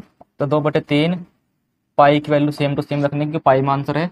R की पावर 3, 3 की पावर 3 करेंगे तो कितना आएगा 27। 3 से भाग करेंगे तो 9, और 9 दूनी 18, और पाई सेम टू सेम। तो अर्धगोले का हमारे पास आ जाएगा आयतन 18 पाई, ऑप्शन नंबर सी। तो हमारे पास यहाँ बचता है भैया शंकु और प्रिज्म, इनको भी यहीं पर पढ़ लेते हैं। दोस्तों यहाँ पर देखते हैं शंकु का हमारे पास फर्स्ट क्वेश्चन। तो शंकु हमारे पास कैसा होता है, एक बार जहाँ पर ध्यान रखेंगे शंकु के बारे में भी। ये होता है शंकु। जैसे कि बर्थडे हमारे पास जो है कैप होती है वही है। ये हमारे पास त्रिज्या हो जाएगी इसकी। इसका आधार का क्षेत्रफल पाई आर स्क्वायर हो जाएगा। और ये इसकी हो जाएगी हाइट। और ये हो जाएगी इसकी तिरछी लंबाई एल। और इसकी वैल्यू होती है बराबर किसके, आर स्क्वायर प्लस के एच स्क्वायर। ये बात ध्यान रखनी इंपॉर्टेंट है। बात है इसका आयतन। आयतन होता है इसका 1/3 पाई आर स्क्वायर एच। फिर हमारे पास होता है इसका वक्र पृष्ठ हमारे पास क्षेत्रफल सरफेस एरिया। ये होता है पाई आर एल। फिर होता है इसका टोटल सरफेस एरिया। ये होता है पाई आर एल प्लस आर। तो ये 3 फॉर्मूले हैं, तीनों याद कर लेने शंकु के लिए। तो शंकु के हमारे पास बात करते हैं आंसर क्या आएगा। और शंकु की परिधि हमारे पास जो आधार की परिधि है ये नीचे वाली, ये होती है 2 पाई आर। इसकी परिधि, शंकु के आधार की परिधि होती है 2 पाई आर। तो हमारे पास शंकु हमारे पास कितना ऊंचा है, 12 सेंटीमीटर, 12 मीटर। एच का मान दे दिया। और 2 पाई आर हमारे पास परिधि दे दी इसकी, 2 पाई आर कितनी 44। पाई की वैल्यू हमारे पास कितनी होती है 22/7। और यहाँ पर आर 44। 22 दूनी 44, एक बार कट जाएगा, आर की वैल्यू आएगी 7। बताने शंकु का आयतन। फॉर्मूला हमारे पास क्या होता है, पाई आर स्क्वायर एच, शंकु का आयतन। तो 1/3 पाई की वैल्यू 22/7, आर की वैल्यू 7 का स्क्वायर 49, हाइट कितनी है 12। तो 7 से काट देंगे हमारे पास, 7 से कट जाएगा 7 बार, 3 से कट जाएगा 4 बार, 7 चौक 28, 28 गुना 22। तो मल्टीप्लाई करेंगे तो इकाई का अंक मैच करते हैं, 2 8 16, यहाँ भी है और यहाँ भी है। तो पूरी मल्टीप्लाई करनी होगी हमारे पास। यहाँ पे 28 दूनी 56, 56 का 6 का हासिल लगे 5, 28 दूनी 56, 56 और 5 61। तो ऑप्शन नंबर 1 राइट आंसर आएगा, ऑप्शन नंबर 1। आगे देखते हैं नेक्स्ट क्वेश्चन शंकु का ही। दोस्तों यहाँ पर देख लेते हैं नेक्स्ट क्वेश्चन हमारे पास है, शंकु के आयतनों में अनुपात दिया है। तो शंकु का हमारे पास होता है आयतन 1/3 पाई R1 स्क्वायर H1। और दूसरा शंकु हमारे पास है 1/3 पाई R2 स्क्वायर H2। हमने अलग अलग मान लिया। और इनके आयतनों में अनुपात दिया है 11 का और 13 का। ये कॉन्स्टेंट है, कट जाएगा। इनके त्रिज्याओं में अनुपात कितना है, 3 का और 4 का। 3 का स्क्वायर 9 आएगा और 4 का स्क्वायर 16 आएगा। बचता है हाइट में अनुपात। तो ये बताना है हाइट में अनुपात कितना होगा। 16 से हमारे पास 16 कट जाएगा, ये उसके यहाँ पर आ जाएगा बटे में। तो इनकी हाइट में जो अनुपात आएगा H1 H2 ये आ जाएगा 11/9, यानी कि अनुपात 11:9। तो इनकी हाइट में अनुपात होगा 11 और 9 का, जो ऑप्शन नंबर ए में है। तो यहाँ पर बचता है हमारे पास यहाँ पर प्रिज्म। ये लास्ट आउट कर लेते हैं, इसके बाद आपको कंप्लीट मैथ यहाँ पर आपका कवर हो जाएगा। तो ये मैराथन नंबर 4 आपकी कंप्लीट हो जाएगी। और इसी के साथ आपको कंप्लीट अर्थमेटिक भी पूरा हो जाएगा। इससे पहले हम 2 यहाँ पर जो 3 मैराथन क्लास और ले चुके हैं। यदि आपने वे नहीं देखी है तो उनको भी आपको देख लेना है, जिनका लिंक वीडियो के डिस्क्रिप्शन में दिया गया है। तो कंप्लीट यहाँ पर जो है आपका अर्थमेटिक है केवल 4 मैराथन क्लास में, जो हमारे यूट्यूब चैनल पर। इसके बाद यहाँ पर वीडियो खत्म होने के बाद 4 वीडियो अपलोड हो जाएगी, यानी कि 4 वीडियो हो जाएगी। 3 तो पहले कर चुके हैं अपलोड, इसके बाद ये। तो आगे बढ़ते हैं नेक्स्ट क्वेश्चन की ओर। दोस्तों नेक्स्ट क्वेश्चन हमारे पास है इस मैराथन क्लास का लास्ट क्वेश्चन। तो हमारे पास है, किसी लंब प्रिज्म का आधार 5 सेंटीमीटर भुजा वाले नियमित समपृष्ठभुज हो, यदि उसकी ऊंचाई हमारे पास कितनी है प्रिज्म की 12√3 है, तो उसका आयतन बताना है। तो यहाँ पे ध्यान रखेंगे, प्रिज्म का आयतन का फॉर्मूला होता है, प्रिज्म के आयतन फॉर्मूला होता है आधार का क्षेत्रफल, आधार का क्षेत्रफल गुना ऊंचाई। तो प्रिज्म के आधार का हमारे पास जो आधार है ये हमारे पास है समपृष्ठभुज। तो समपृष्ठभुज हमारे पास है, यानी कि एक त्रिभुज है। तो त्रिभुज का हमारे पास यहाँ पर जो है, और जिसकी भुजा समान है, तो भुजा समान है तो हमारे पास यहाँ पर इसके त्रिभुज का क्षेत्रफल का फॉर्मूला हमारे पास क्या होता है, √3/4 भुजा का स्क्वायर। भुजा हमारे पास है 5 का स्क्वायर 25। हाइट हमारे पास कितनी है 12√3, और फिर 4 से भाग करेंगे, 4 तिया 12, 25 तिया 75, 25 तिया 75। उसके बाद √3 गुना √3 में करेंगे तो हमारे पास कितना आएगा, हमारे पास आएगा 3, और 3 तिया 9, और फिर 9 से मल्टीप्लाई करेंगे तो हमारे पास कितना आंसर आएगा, 9 पंजे 45, 45 का 5 का हासिल लगे 4, 9 से 63, 63 और 4 हमारे पास कितना हो जाएगा 63 और 4 63 और 4 हमारे पास हो जाएगा 67। और एक बात और भी है, यहाँ पे ये 4 नहीं आएगा, इसमें 2 आएगा। फॉर्मूला होता है 2। आधार का हमारे पास क्षेत्रफल होता है इसका समपृष्ठभुज के लिए 4/√3/2 और गुना भुजा का स्क्वायर। तो यहाँ 2 आएगा, 2 से भाग करेंगे तो यहाँ 6 आएगा। और फिर यहाँ पे 3 गुना √3 में करेंगे 3 आएगा, और 3×6 18। अब आएगा राइट आंसर, क्योंकि फॉर्मूला ये आपका रखना है याद। आधार का क्षेत्रफल हमारे पास होता है समपृष्ठभुज के लिए √3/2 भुजा का स्क्वायर। तो मल्टीप्लाई सही से करते हैं। 18 5 90 के 0 हासिल 9, 18 6 102, 18 6 102, 18 7 126, 126 और 9 135। तो इस क्वेश्चन का राइट आंसर रहेगा ऑप्शन नंबर बी। तो ये हमने यहाँ पर कर लिया क्वेश्चन, यहाँ पर किसका, प्रिज्म वाला। तो प्रिज्म के आयतन का फॉर्मूला होता है जो भी प्रिज्म का आधार है, आधार का स्क्वायर नहीं, आधार का क्षेत्रफल और गुना ऊंचाई।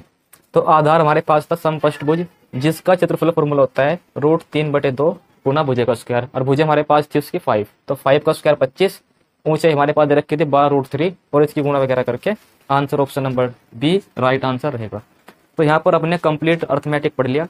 तो ये वीडियो आपको जो यहाँ पर प्रोवाइड कराई गई है, इन सब में जो क्वेश्चन कराए गए हैं, इनकी जो क्वेश्चन है ये आपके PDF की फॉर्म में हमारे टेलीग्राम चैनल पर मिल जाएंगे, जिनको डाउनलोड करके आपको क्लास में जो क्वेश्चन कराए गए हैं उनको एक बार करके उन क्वेश्चन की प्रैक्टिस आपको कर लेनी है।